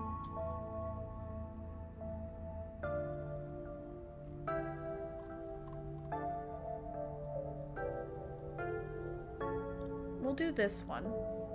Because something is off about Reese. I don't know if it's him, if he's the enemy. I doubt it. But something's definitely off with him. That's just Joan being overprotective with all his health issues. I understand why she tries to keep people away, as much as my heart hurts for the poor boy. In any case, I somehow doubt he's down there plotting some kind of grand betrayal against someone he met just this week, using up what little energy he has left. If I were you, I wouldn't cast your suspicions too wildly. You wouldn't want to become paranoid that every new person you meet is a possible enemy. But you should trust your own judgment here. Friend or family, the cat will make itself known soon enough. You don't have to figure out an answer right away. It often takes time for the mind to connect the dots. Just be on guard and keep vigilant that someone close to you isn't to be trusted. We know from the ditchlings that something terrible is coming your way, and it's likely it's connected to some hidden enemy. Perhaps we can try to counteract whatever might be planned for you. Judging by what you told me last night, those stones, carving seals, whatever you want to call them, I think it's likely they have something to do with this. Until the cat reveals itself, it seems like your best course of action is to seek the carvings out. Piece together what you can find, what you can form from your visions, and arm yourself with information. Have you sensed any others around town? Do you think you might be able to find another? Your thoughts drift to the door yesterday, the one that seemed to draw you in, urging you deeper into the clinic.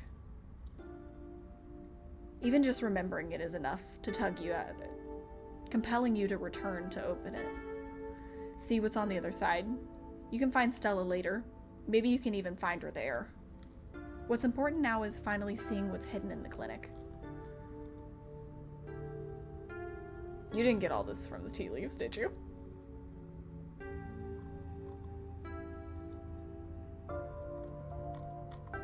I'm confronting her. I don't care about your feelings. Of course she didn't. She's smart. She knows how to deduce things from the leaves. Of course not. Tea leaves are merely a guide. Sometimes they can help confirm suspicions, or fill in where my intuition falls short.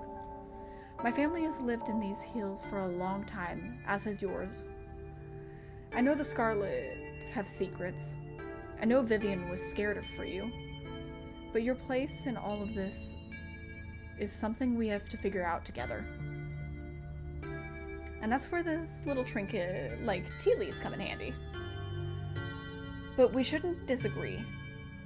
But we shouldn't digress. Do you know where you might find the next stone?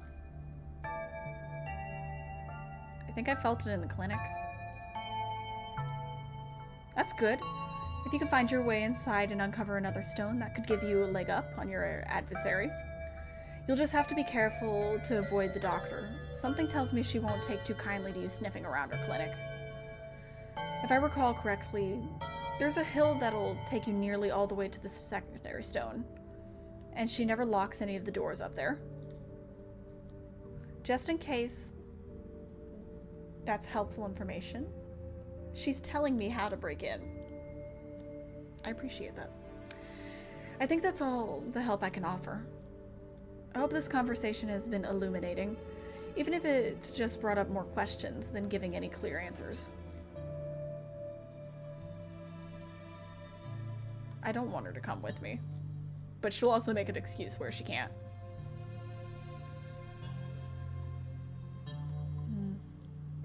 Thanks. I'll let you know if I find anything.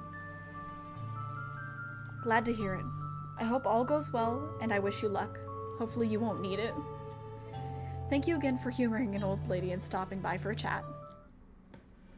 With a small grunt of effort, Sybil gets up from the table, and you're escorted back to the doors. And remember, be careful who you put your trust in. According to your tea, the cat is getting ready to pounce, and merely being ready for it might not be enough. I'm so worried that it's Stella. I don't want to doubt her, but I am worried it's Stella. Sybil closes the door to the tea room. The bells of its door strangely flatten the stale air of the nearly empty general store. Miles doesn't want to talk to me. I'm gonna go check on Kanika. You're not going anywhere before checking on Kanika. You make your way upstairs. Let me knock. You knock on Kanika's door. Mom, I really don't need any more tea. I think I'm just gonna lie down for a while. Is there... I'm not your mom. Oh, Lily, what's up?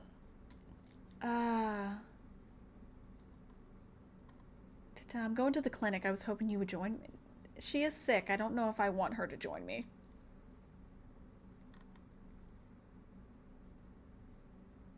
I need to talk to you. It's important. We'll do that one. Sorry, Lily. My mom was right. I'm exhausted. I probably shouldn't have pushed it, or I'll wind up worse off tomorrow. It looks like you're on your own. You make your way out of the general store and down to the road to the clinic. You make your way up the familiar hill past the rows of ragged houses that make up the Scarlet Hollows residential area. Okay, we're going to be so super sneaky, we're not going to get caught. It isn't long before you find yourself outside of Dr. Kelly's clinic. Its secrets enticing you to find a way in. Even at the bottom of the hill, you can already feel the presence. It's like a magnet has been fixed to your ribcage, gently tugging you forward, guiding you towards whatever emits this compulsive frequency. You can see the hill Sybil was talking about, wrapped around the back of the old hospital like a stone blanket.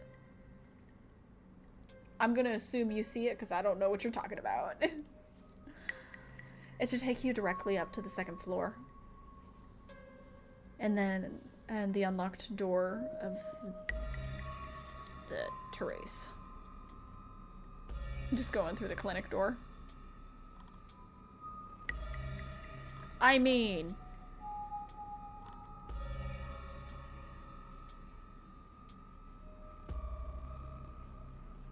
I could just go through the clinic door, right? It is a clinic. It's a doctor's office, not Fort Knox. Why would the clinic door even be locked? You carefully make your way up to the wooden stairs of the clinic, avoiding any suspiciously creaking-looking steps. You push the door open slowly, just enough for you to slip in, but not enough to risk any sound from the door's ancient hinges. I can see her in there. You can see the doc at the desk in some room down the hall. She hasn't noticed you. You shut the door silently, watching her closely. You're in the clinic, free to explore as you please. Or rather, you're free to explore... free to explore as you please. You can feel the odd sensation again. The nagging pull of whatever it was that wanted you to find it. You've been caught by its gravity and overwhelmingly curiosity guiding you around the corner and towards the dark doorway under the stairs. It's been left ajar as if inviting you to enter. Turn on the lights. The lights click on. You're in the morgue.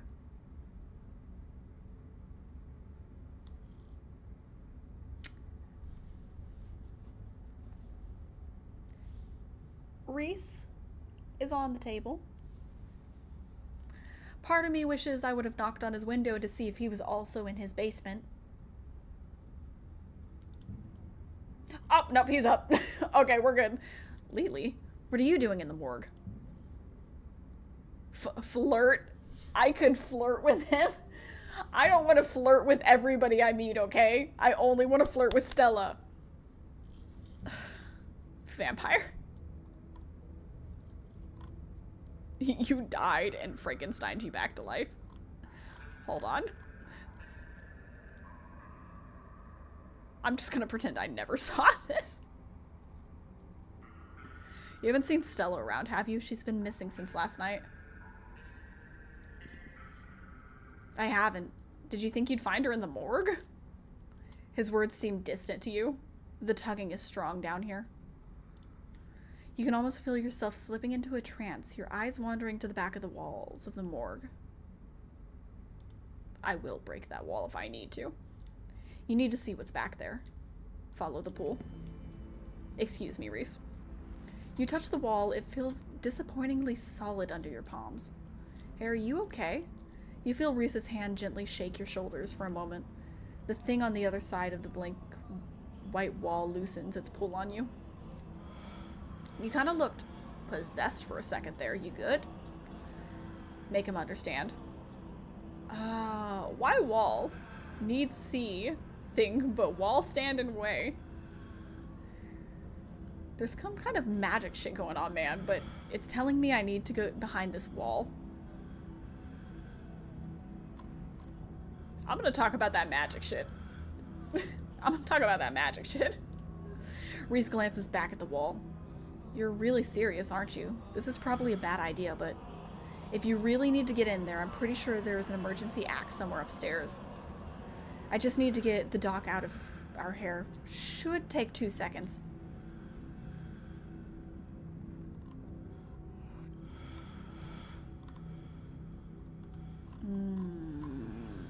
Get the doc out of our hair? I mean, we definitely don't want her here while we're doing that. Sounds great. Lead the way. Sweet, be right back. He strides past you, his long legs moving swiftly. He seems excited, his usual door demeanor replaced with an uncharacteristic pep when faced with the prospect of sneaking around and tearing down walls. What's probably the most fun he's had in a while. You hear his soft voice filtering in through the open doorway at the top of the stairs. A hoarse and sickly edge added for effect as he speaks to his mother. Hey, Mom? He coughs gently.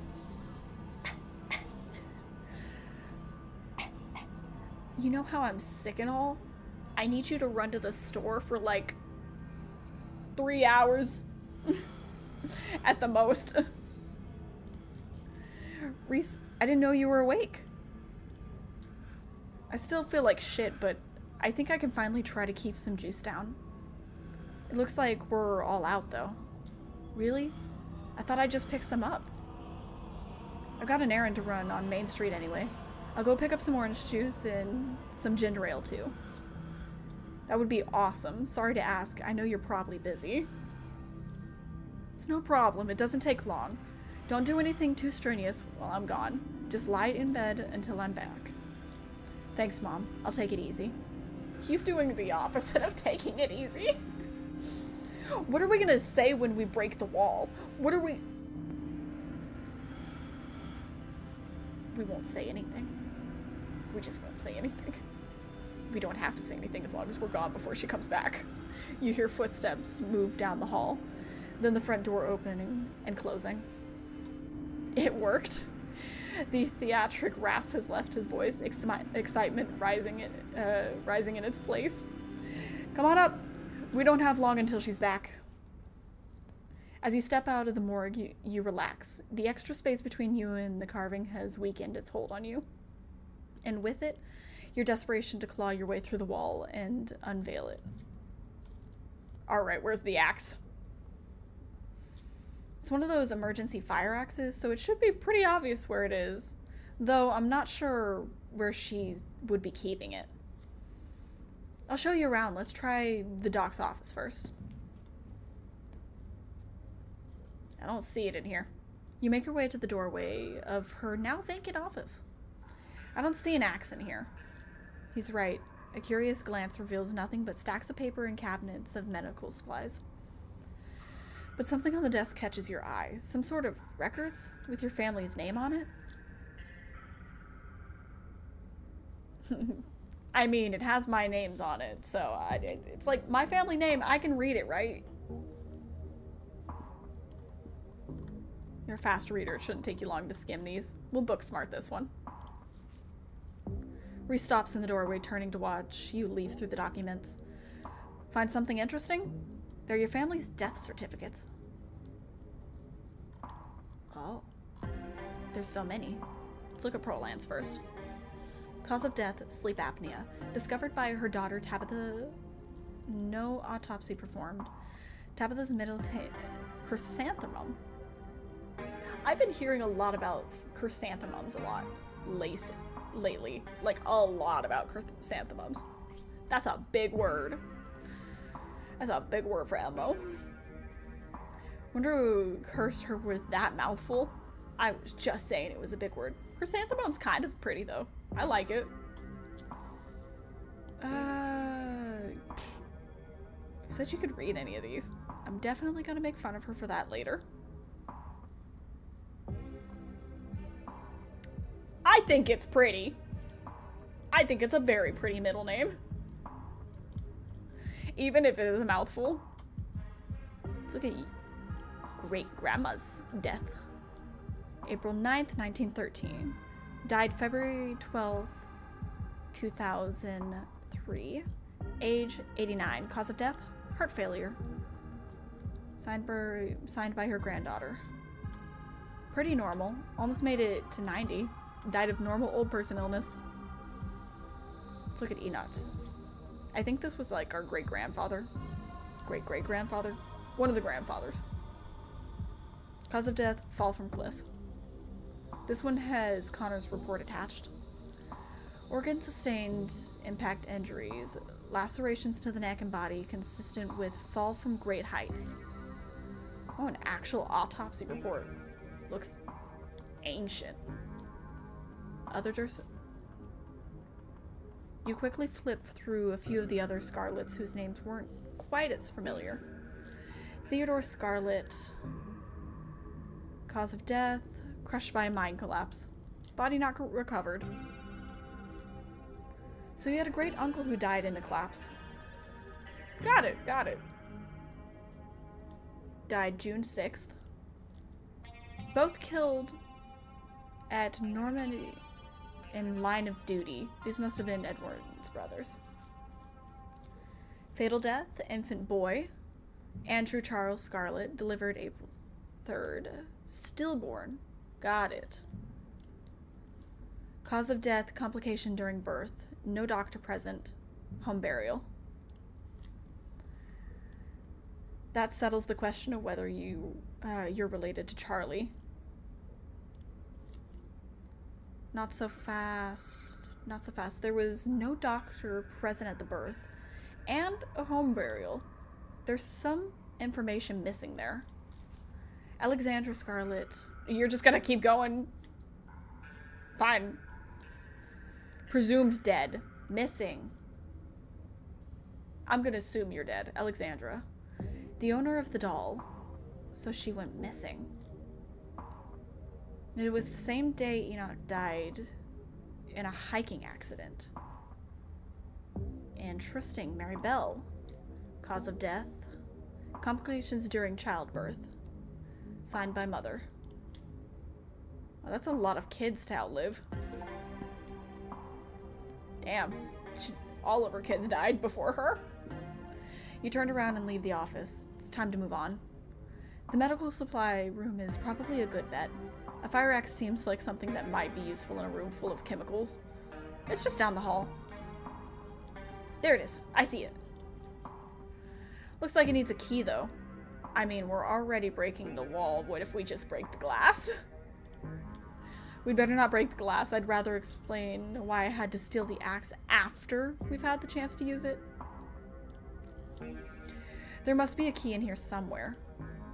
He stops as if listening to something you can't hear. Shit, she's back already. You know what? I did take a while to read that, didn't I?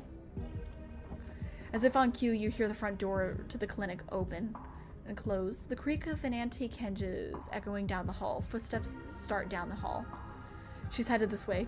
Quick, we gotta hide. I'm not supposed to be in here. Reese. You're supposed to be in bed is where you're supposed to be. He opens the closet door and hurriedly motions you inside. You slip past him, scrunching into the small space as best as you can. He attempts to slide in after you. Let him in! You make space and he slips in next to you, closing the door just enough that you can both still monitor the entrance to the supply room. Dr. Kelly storms in, plastic bag in tow. She takes something out of the bag and places it on the counter. And then she hurries back out, bag rustling as she makes her way back down the hall. We'd better wait a second just in case. I am not flirting with him. Why haven't I had any opportunities to flirt with Stella? That's the only person I want to flirt with. Quietly wait for the danger to pass. Keep your distance. Oh, well, quietly wait. The two of you stand in tense silence, both cramped into the suffocating closet, taking shallow breaths as if she could hear your breathing from the other side of the building. She's just a regular lady. But the footsteps soon return. Dr. Kelly makes her way back towards your hiding spot. Creaking floorboards broadcasting her location all the way to the hallway just outside your hiding spot. His head swivels suddenly. That was the door to the house. We're in the clear. Let's go. There's a chance she got really worried that he wasn't in the bedroom, because he's supposed to be in his bed. The two of you spill out of the closet. Reese quickly and quietly starts pulling out drawers, scanning for the keys. Isn't that them right there on the... No, that might be something else, but I thought that was them on the, like, middle table. You can't help but notice what Dr. Kelly left on the long steel table in the middle of the room. A sprig of small, furry fruits, castor beans. You've seen them elsewhere in town, but for the life of you, you can't remember where. I've seen castor beans at Sybil's area. Why did your mom get castor beans?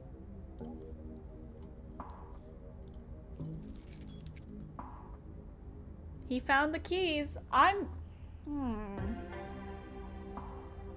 Why did your mom get castor beans? We know that they're toxic. Extremely toxic. He holds up a small ring of keys, each with a strip of colored tape on the head. What's this about the beans? All those weird little fruit things? Reese unlocks the cabinet and offers you a fire axe. Here's your axe. And I don't know. I've never seen them before. I'm not allowed in the supply room. It's probably some kind of medical plant, right? She took out a chemistry set too. Though, come to think of it, she's not supposed to make medicine. She's not a pharmacist. This room is just for storage. She gets from the pharmacies over in the... Brevard? Maybe Brevard? Why would she bring something like that in here?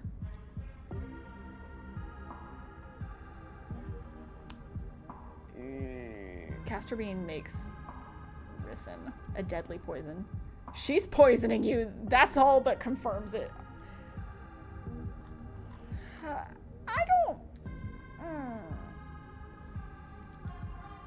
This plant is not medicinal. It makes one of the deadliest poisons known to man.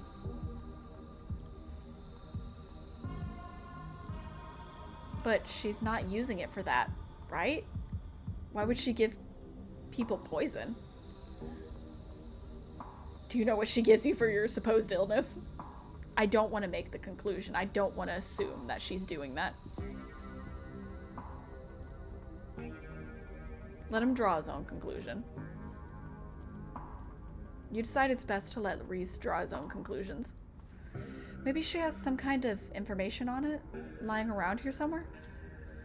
That drawer over there is locked. If I were information on some mysterious alien-looking fruit, I'd probably be in a locked drawer, right? No, you'd be in a taxes file on the computer. Boring taxes. Good thing I already have the keys. He unlocks the door, pulling out a notebook. This is about me. There's stuff in here from when I was like 12. It's some kind of diary, a medical history, or both, I guess. What the hell is this? Something about another episode?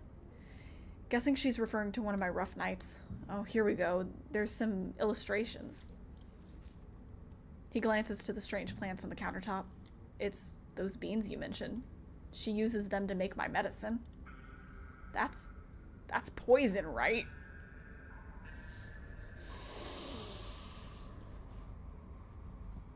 Yeah.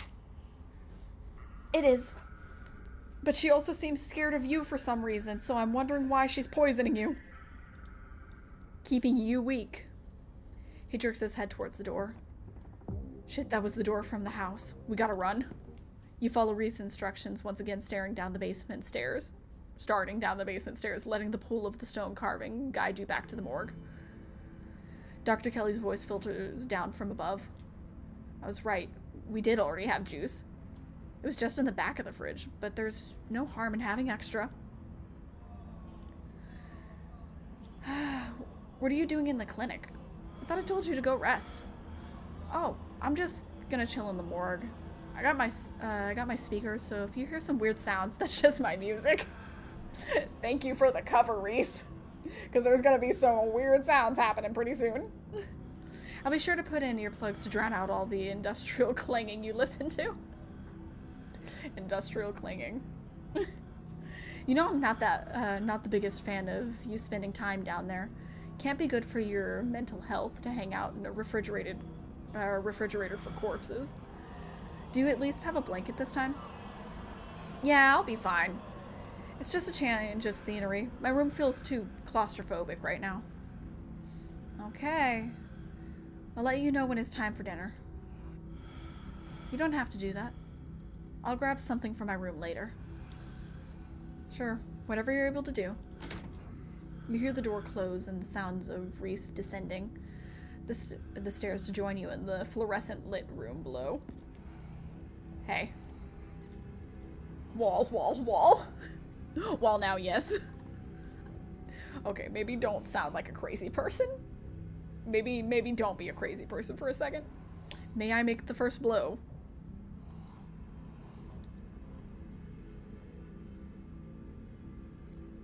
I probably should warn him that something spooky is gonna happen when I break the wall down.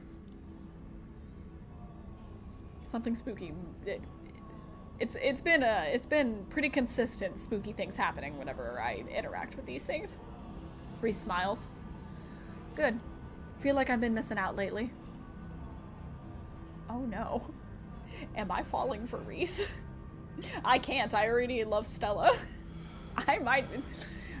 I might play this again just so I could see if there's a path with Reese. There was a lot of flirting I could have done. Stop asking questions. Time to see what's on the other side of the wall. Okay. May I make the first blow? Sure, but I want to get in a few after you. I got some confused and angry feelings I'd like to work on. You approach the far end of the morgue, axe practically singing through the air as you strike the wall. The first cut offers a surprising amount of resistance.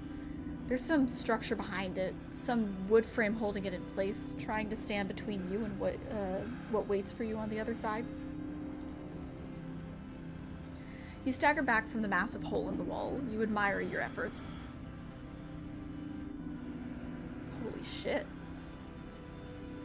The splintered edge frames a dark passage, seemingly cut deep into the side of the cliff. Cold seeping from a forgotten place into the already frigid morgue. Reese coughs as he takes a better look at what lies beyond the wound in the wall. There's a whole hallway back there. Thick, stale air leaks from the hole, filling the morgue with an earthy mildew smell, like the room is slowly filling with dirt. And with the stink of gravel-like room beyond comes an even stronger compulsion. You step forward. Reese, I understand that you are sick, whether or not it's because of the poison or you were sick in the first place. You do not have to come with me. Nope, he's coming with me. This is wild. I had no idea any of this was here. An entire hospital wing rotting away from behind for decades behind some flimsy drywall. His voice sounds distant. Your sole focus is finding it. Your feet move without prompting, and you stumble down the hallway towards the far wall, barely registering the antique clutter as you stagger past it. Whoa, are you okay? Not right now, Reese. I am in my possessed state. Ow, I punched it. You don't respond. And you don't bother to retrieve the axe.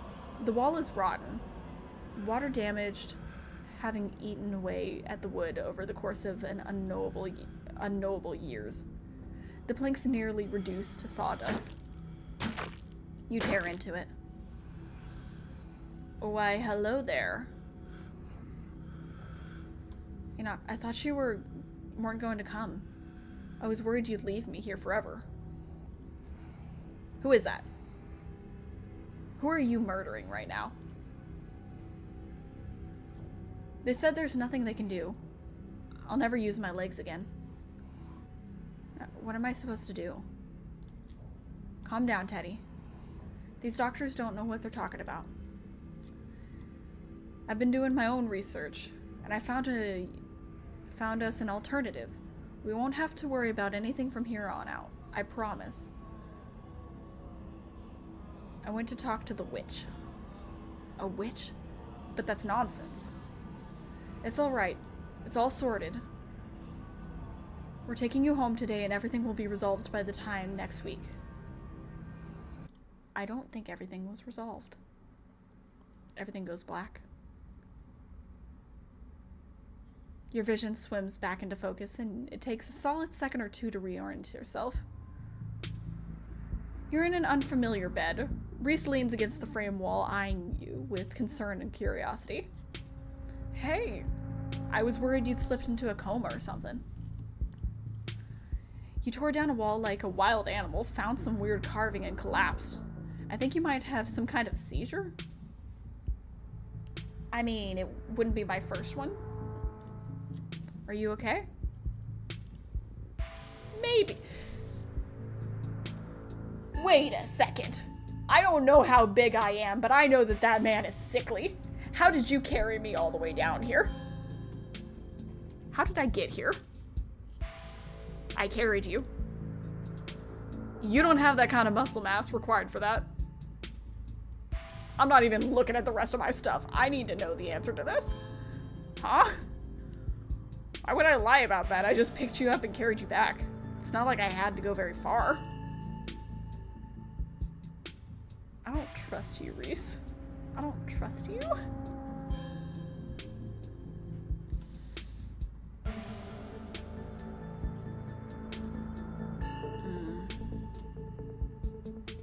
I should get going. Stella's still missing. Does Dr. Kelly know I'm here? No. I snuck you back into the house while she was busy in a medical storage room. Figured you wouldn't want to come to in the morgue. I had a vision. Like a hallucination? No, like a vision. I have those sometimes too. Used to have them a lot as a teen. Always just weird little things, like my hands would look wrong, or my neck would seem too long, or the room would feel smaller.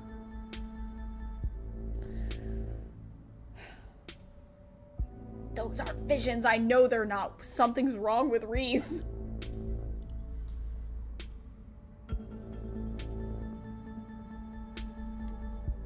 I think the carvings are trying to warn me about something.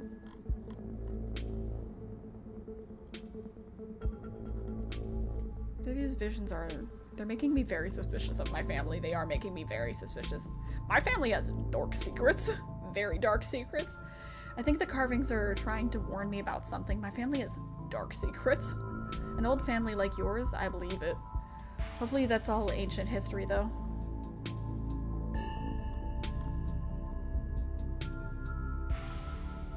The seizures can't be good for me, but I need to find Stella.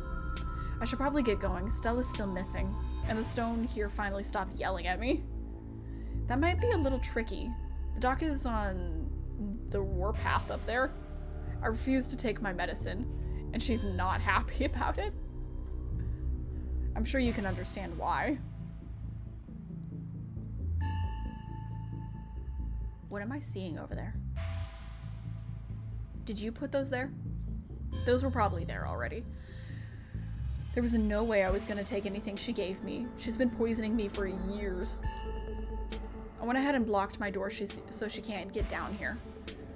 And we just have to wait her out. You blocked your door. Of course I did. I put a chair in front of it. It's never failed me before. We don't need her coming down here to finish me off. Or whatever it is she might do now. That I know that her treatment plan has been what her treatment plan has been all these years. I don't know if it's good for him to not take his medicine. Heck yeah, sleepover. But I need to leave. I do need to leave. So you're holding me hostage down here until what exactly? How are we supposed to get out? We'll just have to figure out a plan. I'm pretty sure I could take her, but who knows what she has at her disposal. I've got some weird memories. I always thought they were dreams or hallucinations. Now I'm not sure. I think she's used tranquilizers on me. Other times that I've gotten too unruly for her. I don't know how much of those memories I can trust, but I'm starting to think I should believe my instincts when it comes to the lengths she's willing to go to keep me under her control.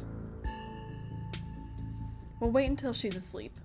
Then we can at least get out of the basement, and we can figure out what to do from there. I don't get why your mom would poison you, though. It makes no sense. I don't know. But it's all here. She never outright says that's what she's doing.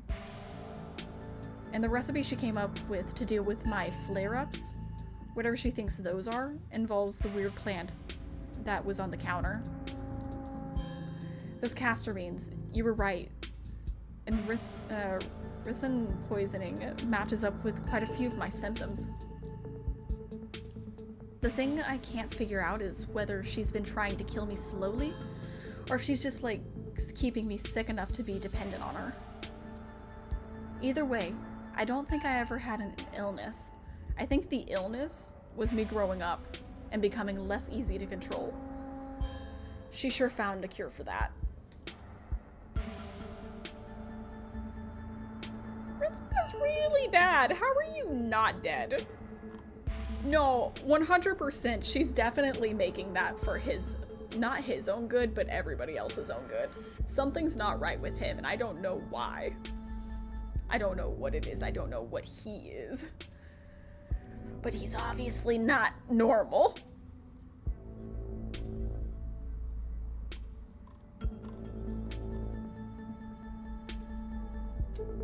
I mean, the window, she could just break through the window, right? She doesn't have to go down the door. No matter what, we should get out of this basement soon. I do want to know why you're not dead. It's really bad for you. How are you not dead? I don't know. Maybe it's a low enough dose, or maybe I developed a tolerance. But I think the fact that I feel more and more alive by the minute is enough proof that she was keeping me sick. I don't even need solid evidence. No matter what, we should get out of this basement soon. Where would we go? The only person I know who has a car is Kanika, and she's not answering her phone. I don't know anyone else. I don't have any other family to go to. I never even finished high school. When I got out of this house, I don't know how I can make sure I don't wind up right back down here.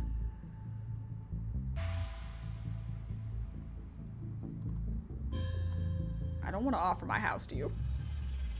But I also don't want to not offer my house to you. One step at a time. Let's just start by waiting out your mom and getting out of here. No, we can figure this out together. You'll help me? I couldn't ask that of you. But I guess I don't have much of an alternative. Thank you, Lily. You have no idea how much that means to me. A distraction seems like a good idea. As you could probably tell, I'm getting a little jittery. I don't think I should be in this basement with him. I'm scared of him. Maybe it's the lack of poison in my system for the first time in years, or the fact that my whole perception of reality has been turned on its head. Probably a combo. It would obviously make more than a day of rinse and poison to be out of his system. For him to be feeling better already is pretty bad. Is this why there wasn't is this why the dog dislikes him so much? This is why the dog doesn't like him. Oh my god, it's all coming together. This isn't even... This is another mystery on the side. It doesn't feel awful, to be honest.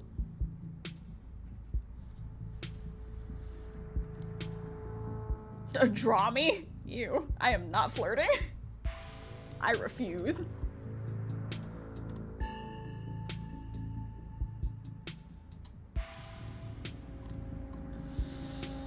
What if your mom doesn't fall asleep? You shouldn't call her my mom. As far as I'm concerned, she's forfeited that title. I don't even think I should call her doctor. She's just some woman now. Is she even your real mom? Can't wait for her to be in the rearview mirror of the rest of my life. If she doesn't fall asleep by 10, we can figure something else out. These windows are supposedly shatterproof, which she always said was for burglars. Now I assume it was yet another way to keep me boxed in. But we can try to break them anyway. That's fair.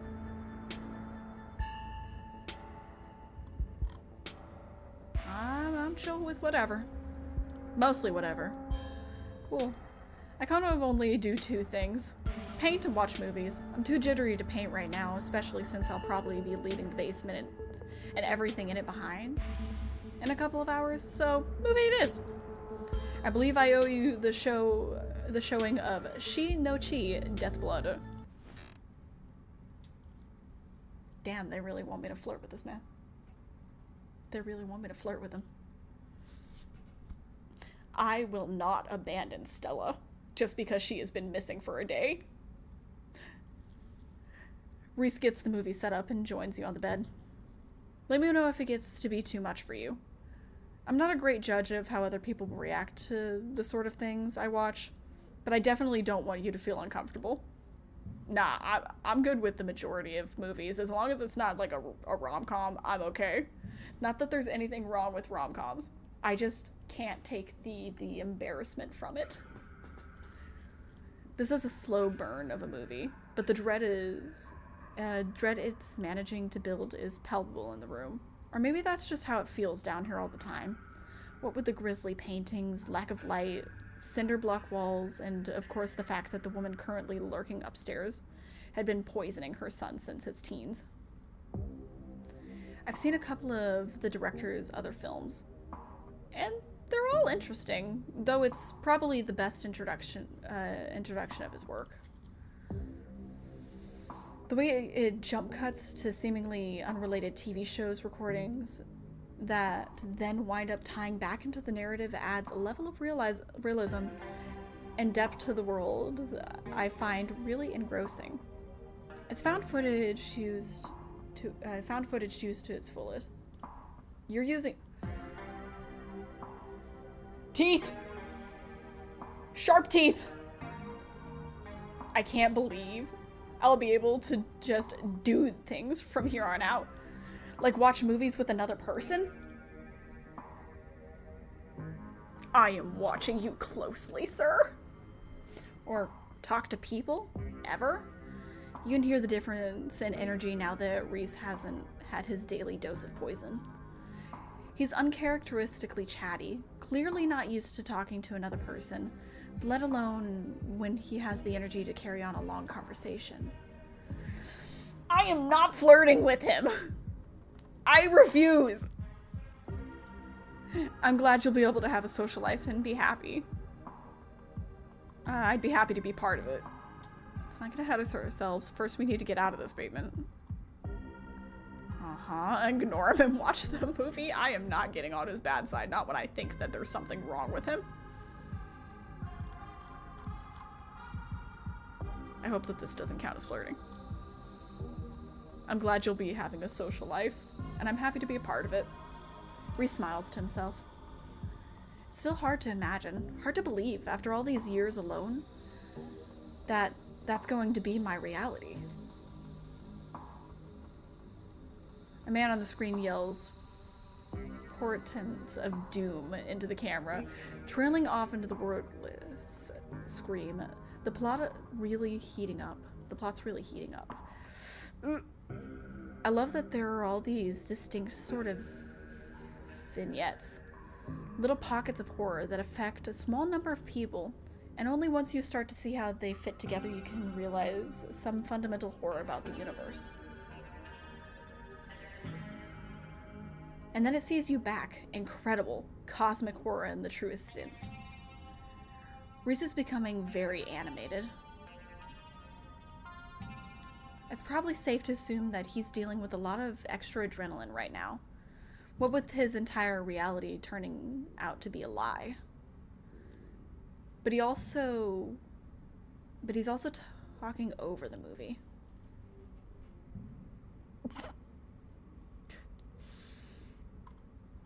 I really want to. I want to so bad. But I can't do it to Stella. I think a movie is too chill for you right now. Maybe we should just figure out how to leave. Reese, you feeling okay? You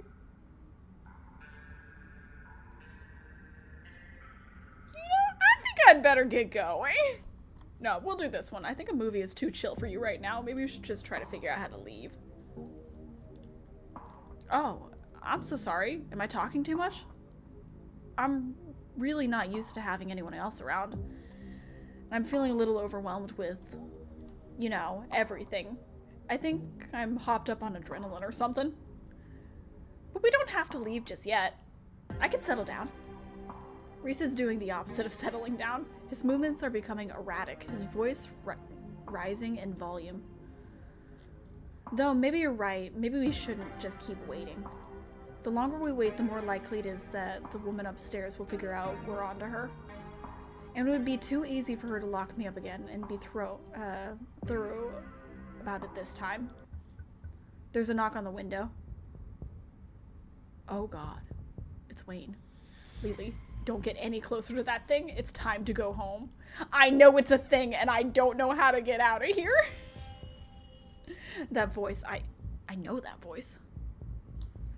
Is that who's been following you around? Yeah, and he's scary.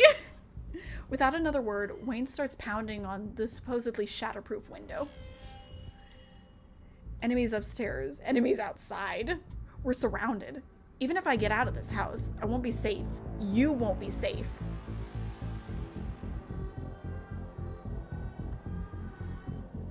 Wayne might hurt him. He might not hurt me, but he might hurt him. You're being a weird man.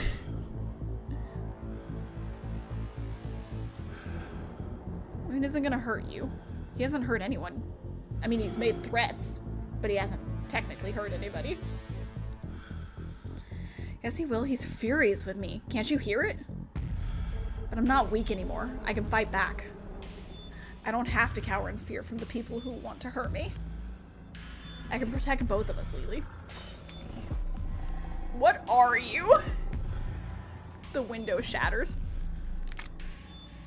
Oh. He getting nude and I don't want to be here when he does that. As Reese tears his clothes, paint bubbles from the canvas, his ghoulish figure peeling themselves out of their two-dimensional world, invading yours, crawling up the walls. Oh god, I'm glad that he didn't paint me. Grab my hand, I'll pull you out. Here's a tail! Here's a tail! Leave us alone. What are you? In a surge of violence, the change that has been brewing inside Reese finally comes. As it manifests, the broken basement window is sealed off, Wayne along with it. Maybe I won't die. Maybe I'll be fine. He seems so super chill about me right now. Stay where you are. We aren't safe, but I feel strong now. I think I can save us. Stay here. I'll be right back. I just have to deal with the doc. Oh god. Please run, Doc. Dr. Kelly, please run. Reese storms up the stairs, leaving you with his smears.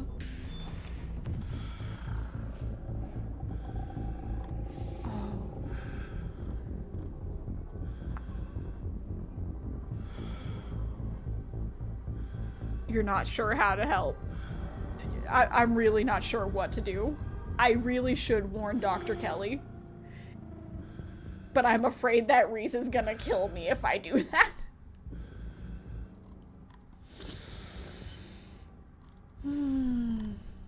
What if I just wait for him in the basement?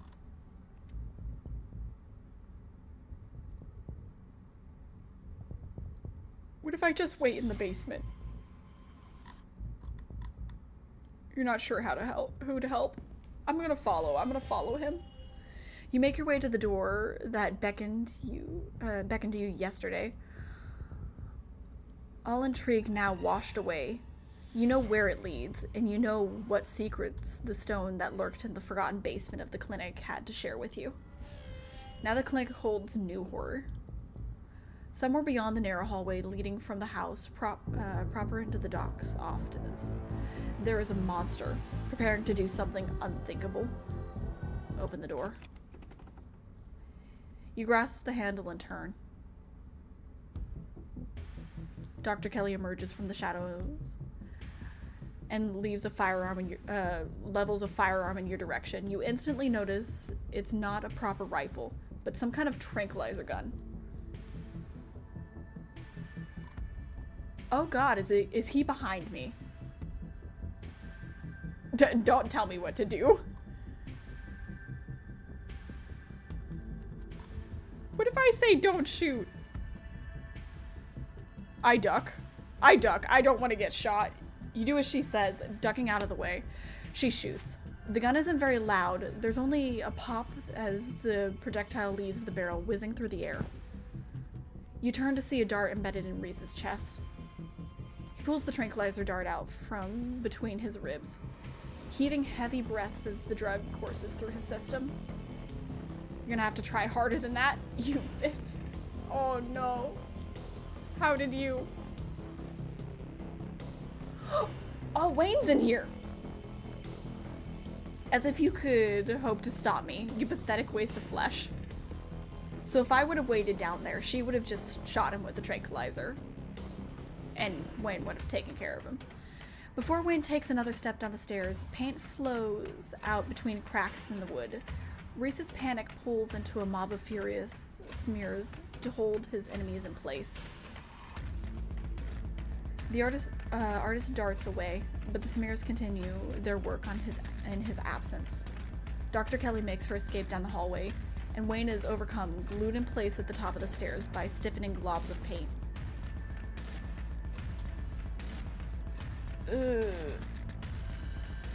Do I follow Dr. Kelly or do I run away?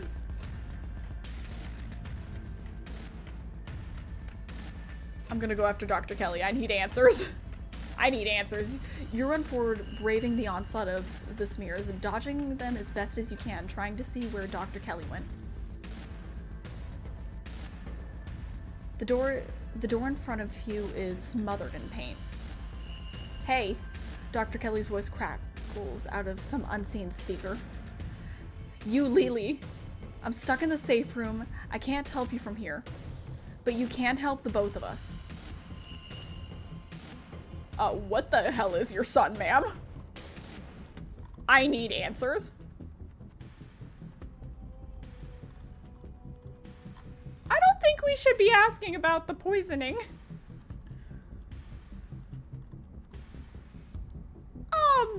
What the hell is your son?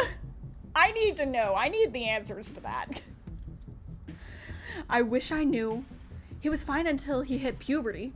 Everyone said raising a teen was gonna be a bitch, but they don't know the half of it.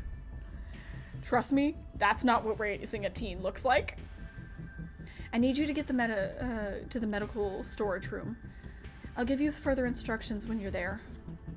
Head to the medical storage room. You turn back around and head to the medical storage room. I'm here. Great, now listen to me. I need you to use the black tape key to get into the cabinet and bring me the elephant tranquilizers. It's a bottle labeled carafentanil, maybe. They're tranquilizers. Clearly aren't gonna cut it anymore. An intercom system, huh? Good. You should hear this. Lily, you don't have to do anything she says. I'm not gonna hurt anybody else. Just her. I mean, I don't want you to hurt her, but I don't want to upset you and get myself hurt. If I don't, you and I both know she's gonna shoot me full of elephant tranquilizers. Did I hear that right? And shove me back down in the basement, or maybe someplace even worse, and keep killing me every day for the rest of my miserable existence. I feel amazing right now. Better than I ever felt in my life. I'm not dangerous. She's just scared because she knows she has to finally pay for what she's taken from me. He has a point, Doc. But and she has to understand that I would rather agree with him while he's in the room with me. Can't you just get along?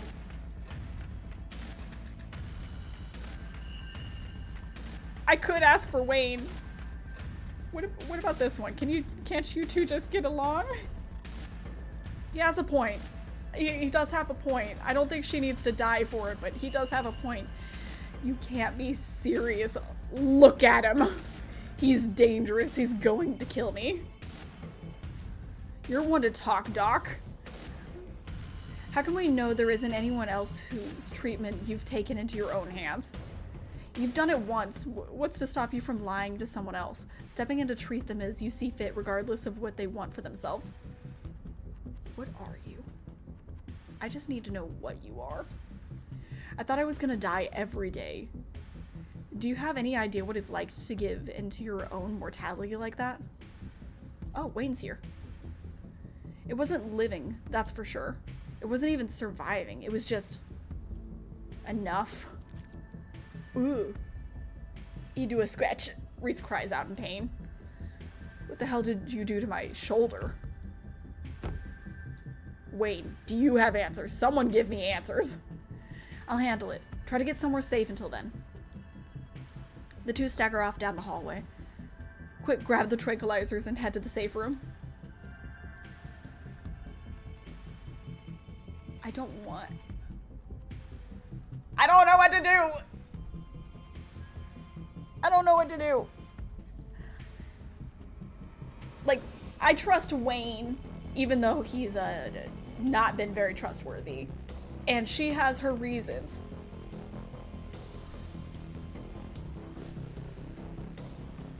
I don't want her to die. I'm gonna grab them. You do as she says. The tranquilizers are easy to find, marked with a small square of black tape to match the key. She's certainly an organized woman. Head for the safe room. You make your way out of the medical storage room and back to the hallway Dr. Kelly disappeared. As you approach, Dr. Kelly heaves open the door, slowly breaking apart the mass of paint sealing it shut.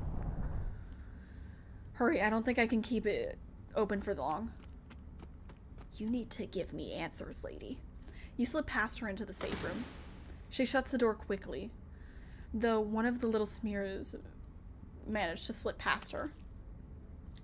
She stomps on it. Paint and viscera splats across the cement floor. It sounds like Reese and your friend are still fighting. We probably have a few minutes before he gets here. Let's talk Reese. Because you need to tell me something about him. Yeah, I bet you have some questions. Go ahead, I have nothing left to hide. What is he? That's my main question. What is he? At first I thought he was some kind of werewolf. But if he is, he doesn't follow any kind of full moon rules or anything. Silver doesn't do shit to him. And you've seen what he looks like. It's just weird. I almost wish I could examine him while he's fully transformed. I'd be fascinated to know what happened to him, or how his body does it. But he seems pretty hell-bent on ripping my throat out, so I guess it'll have to remain a mystery.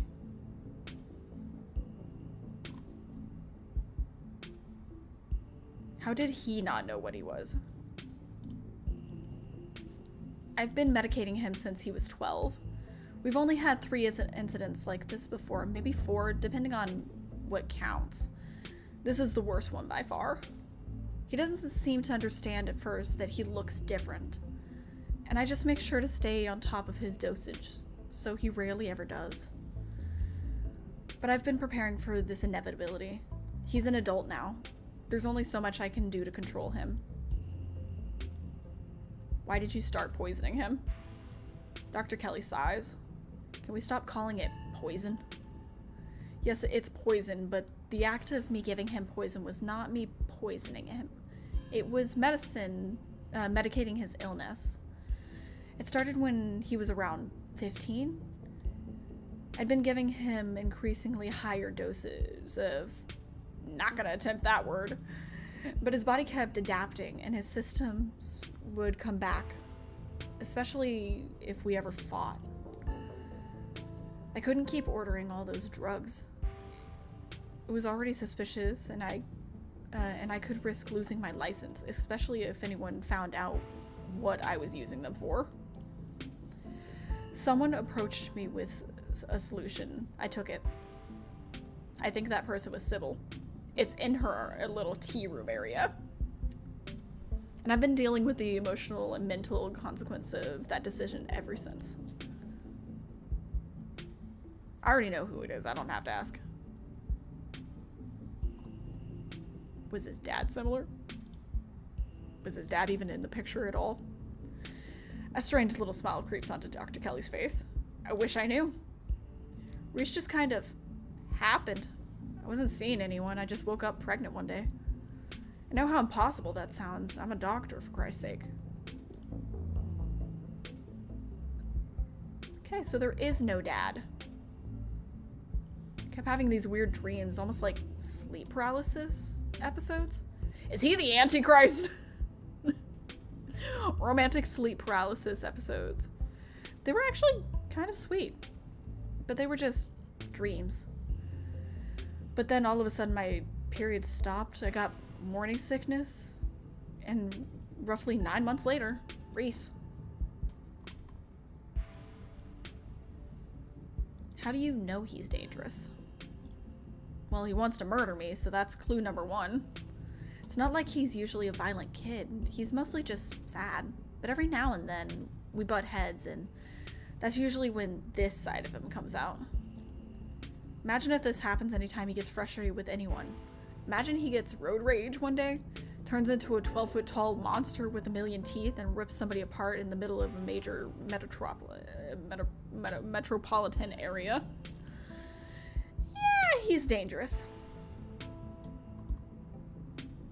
I mean, that doesn't mean he's dangerous. You are the biggest threat to him. I can fix him. I can fix him.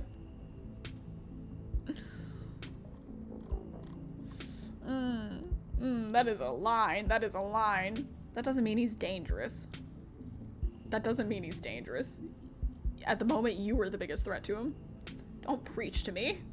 Sure, right now I'm focused on his ire, I think is what that is. But who's to say he's not going to find a new target once I'm out of the picture? I know what he's capable of, so it's my job to make sure he doesn't hurt anybody.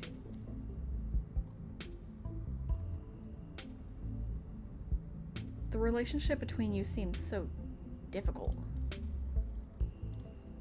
Yeah, you could say that. He was such a cute kid. When I found out I was pregnant, I was terrified. I didn't know I'd be ready. But he made me, he made me love being a mom. It's not like it was going to be sunshine and roses forever. No matter what. Kids grow up and they change. Sometimes for the worse. This is part of being a mom, too. Doing what you can to make sure that your child, the child you brought into the world, isn't going to go around eating people. I'm pretty sure you're the only one who has to make sure that doesn't happen. Well, no. Cannibalism is a thing. It's not a common thing because it shouldn't be. But it is a thing. When did you find out? A little after he hit puberty. He had all the usual changes, then a few extra. Thickened nails, sharp teeth, elfish ears. I figured he might have some kind of genetic disorder. Had him checked out after at a few specialists, but there was nothing obviously wrong with him. Then we had an argument and he changed right in front of me. It was nothing like what he is now, just a couple inches and some facial abnormalities. Enough to be noticeable. I was scared. He could see that and he stopped. I thought it was a one-off or maybe a hallucination. But the second time it wasn't as subtle. And it didn't go away as easy. That's when I knew for sure that this was something beyond my realm of expertise. I'm gonna leave it at that. I forgot there was so much more to explore. There is so much more. We already know what this room is. While we're at it, any other secrets you're keeping? You have it all. You have no idea how relieved I am to finally say all this shit out loud.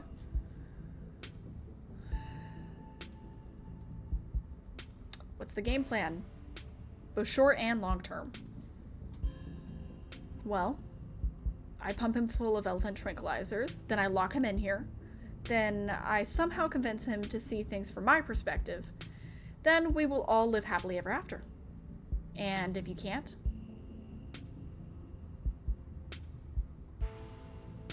so you're just gonna lock him away again. Yeah, it's either that or he dies. God knows I don't want that to be the case, but you gotta work with what you've been given. And what I've been given is an ethical dilemma with no good outcomes.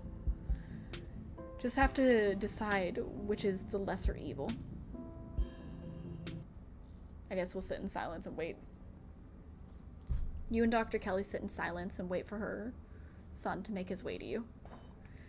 The sound of distant breaking glass cuts through the silence of the clinic outside the safe room. Shit, this might be game time. Dr. Kelly opens the door. The two of you stare into the hallway. Hello? Ooh. Hello! My special, special boy! I'd still romance him if I wasn't romancing Stella. Is this what you were so afraid of? Hand over the tranquilizers. This is our shot.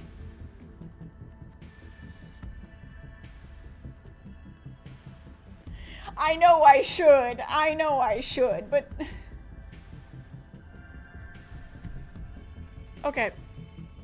I'm gonna give them to her. You hand Dr. Kelly the tranquilizer darts. Dr. Kelly quickly loads them into her gun, leveling the barrel at her son. Please work. Lily, I thought we were in this together. Thank God. Dr. Kelly sighs heavily, staring down at the warped figure of her son. I can't be an accomplice to your murder. I can drag him into the safe room on my own. I'll meet you at the front when I'm done. Leave her to it. You return to the entrance of the clinic. Everything is quiet now. Only streaks of paint where Reese's minions have once rolled out of the cracks in the wood.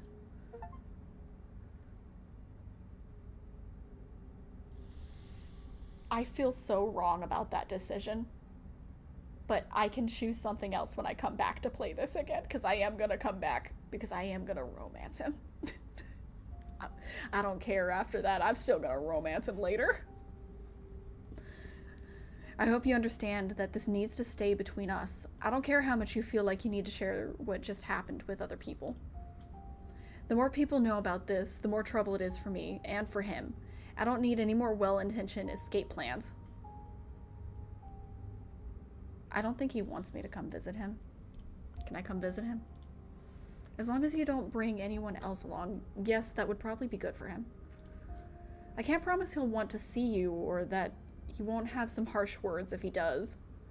But I don't want him to be entirely isolated.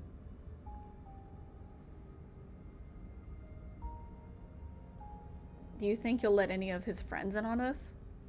I mean, they should probably know. They would understand, I think. She heaves a sigh. I'll have to think about it. We'd run the risk of one of them trying to break him out, but if he's stuck in a windowless room with no internet and no friends, that's a one-way ticket to insanity.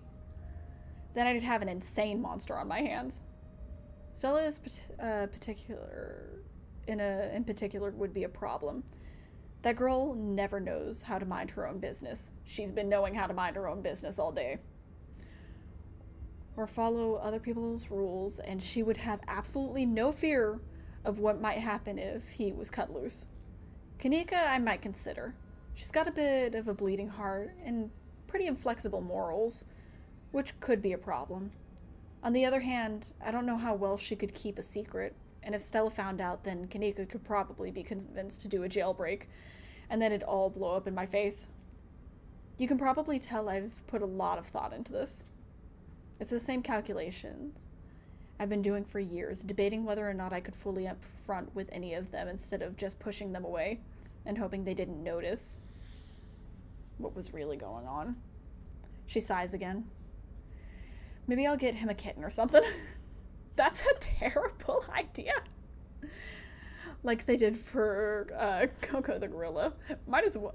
Do not treat him like an animal. He is not an animal. He's at least part human. Might as well give him a tire swing while I'm at it. Some enrichment for his enclosure. I hate that I have to do this to him. There's a magic stone in your basement. Just thought you should know. Also busted a hole down there. Since we're, you know, sharing things that had happened. Okay, thanks for the heads up, I guess.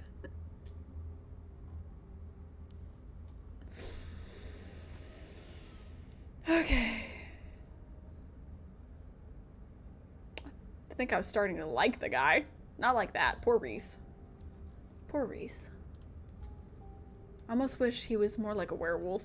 Transformations on a periodic, predictable schedule isn't transformations on a predictable schedule isn't aware of himself when he does. It would make all of this a lot easier. Yeah, because you could just keep him in on those days and then let him go out on other days. Instead, I have to stare him in the eye while I turn the key, knowing that every time I do, I'm driving him further and further away from me. As much as I'd love to stand around chatting, I have to get to work. Gotta clean this place as best as I can before tomorrow. And you should probably get home. It's dark. I'm sure your cousin is worried about you. I'm gonna hug her. I think she needs a hug. You put your arms out for a hug. No offense, but I'm not a hugger. See you later, Lily. You needed a hug. I wanted it. She firmly escorts you out the door. It closes behind you. The night is oddly warm compared to the chill of the day. Crickets singing quietly in the sleepy little neighborhood. Everything that happened at the clinic feels almost like a dream. And now that it's over, you realize how little it meshes with your understanding of the world. Go home. It's time to go home. You don't get far before you're interrupted by jingling of dog tags. Gretchen appears at the edge of the road, running as fast as her...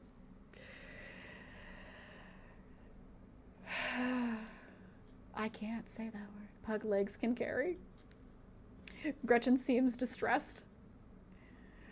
She whines as she stares up at you from the ground, eyes desperate, anxiously jumping back and forth, darting away when you try to lean down to her. Gretchen, where's Stella? Gretchen whimpers, then starts trying to drag you towards the woods. Follow Gretchen. You follow Gretchen. She nervously runs ahead of you the whole time, constantly looking back to make sure you're still there as she leads you into the dark woods. Before long, the trees thin, and you find yourself on a steep hill by a 2-lane road lined on one side by sheer rocks. Oh, there's Stella. She's just sitting there. I wonder if this is where her parents had an accident. And there, sitting on the log, staring mournfully out at the Alps, is Stella. Gretchen runs up to her and sits in Stella's lap. Gretchen, you're back. Don't scare me like that again. You sit on the log beside her. Really? How did you? Wait, did Gretchen come get you? Wow, she must think I'm dying or something.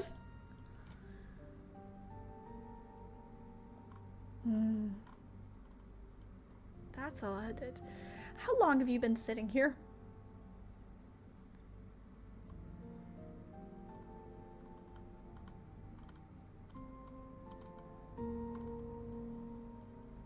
Yeah, Gretchen found me. She's a good girl. She really is.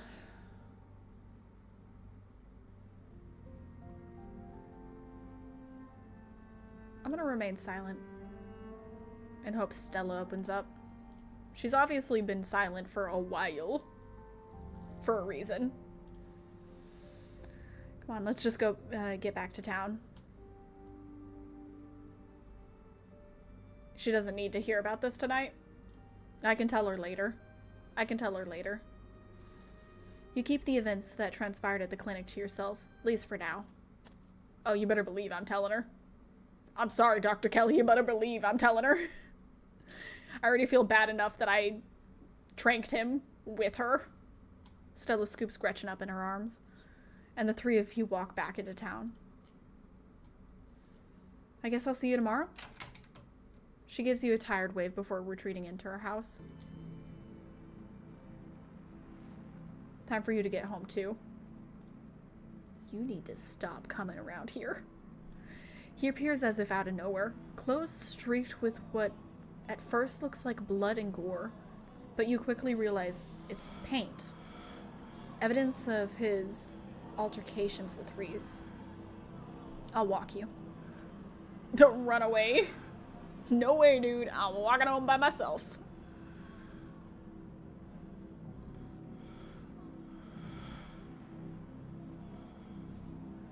I'm gonna let him walk us home. But I'm not gonna say anything. Shall we? Wynn walks just ahead of you in near complete silence. Did you know Reese was like that? I knew it was different. How exactly, I wasn't sure, but now I know. Thought you wanted me to stay at the estate. Aren't you gonna lecture me? You are free to make your own decisions, and those decisions have been made. I know that something pulls at you, and I know that now you cannot stop until your task is finished. I'll keep you safe while you do what you must. Why are you following me around? I understand maybe why not Stella, Kanika, or Sybil, but why not Tabitha? She's also a Scarlet. Because you're special. But why? Why am I special? You simply are. Do you not feel the ties that bind us? They're unremarkable. Are you my dad? I'm calling it. That's my dad. I'm calling it.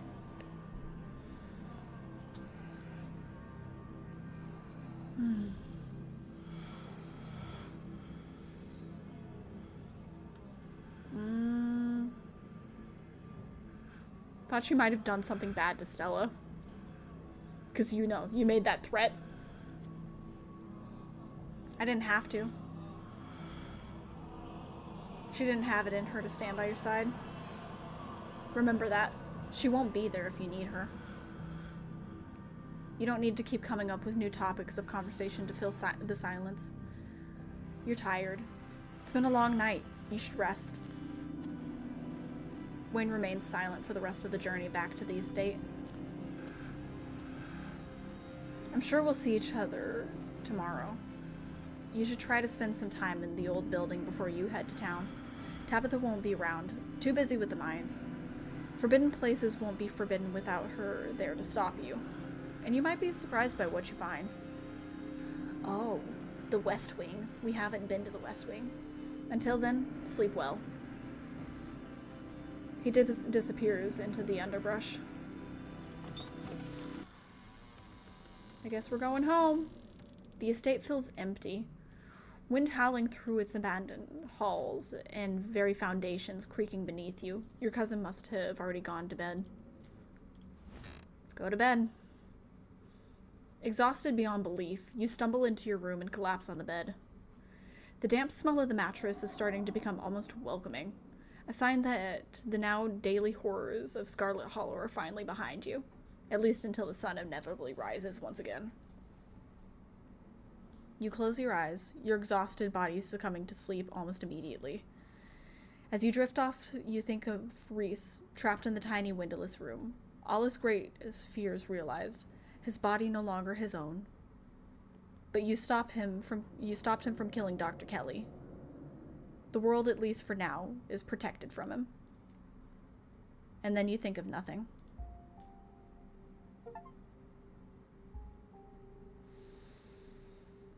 I don't know if I made the right decision there.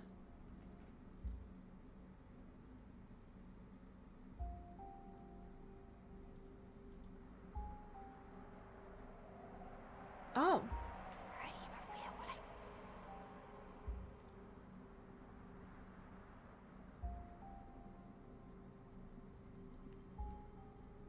Hardcore mode allows you to select 3 traits at character creation, but you'll no longer be able to use your traits to avoid the consequence of major decisions. This penalty only applies to hardcore runs. Have fun, if you dare.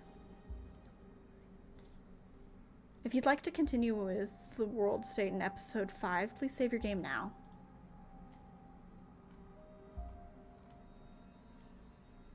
Okay. Understood. I didn't know this would be the last episode that is available to us. I wonder how long it'll take to get the next one, because I need to know. And we're definitely going to have to do a full recap, because my brain is not good. I do not remember things very well. I don't know if we made the right decision with Reese, but we made a decision, and I will definitely be replaying this. Just so I can romance him too, because I haven't had very many flirt options with Stella, and I am still here for Stella all the way. But I want to flirt with a monster. I'm just saying. And I want to see if he would have actually killed her. just want to see, because he might not. I might have been able to talk him out of it. But we won't know that. I won't know that until later. I'm gonna go now. I hope you guys enjoyed this. This was good. I am a little upset that it's over, but for now it's over. But it was good. I did enjoy it. All right. I guess I'm gonna go now. Bye-bye.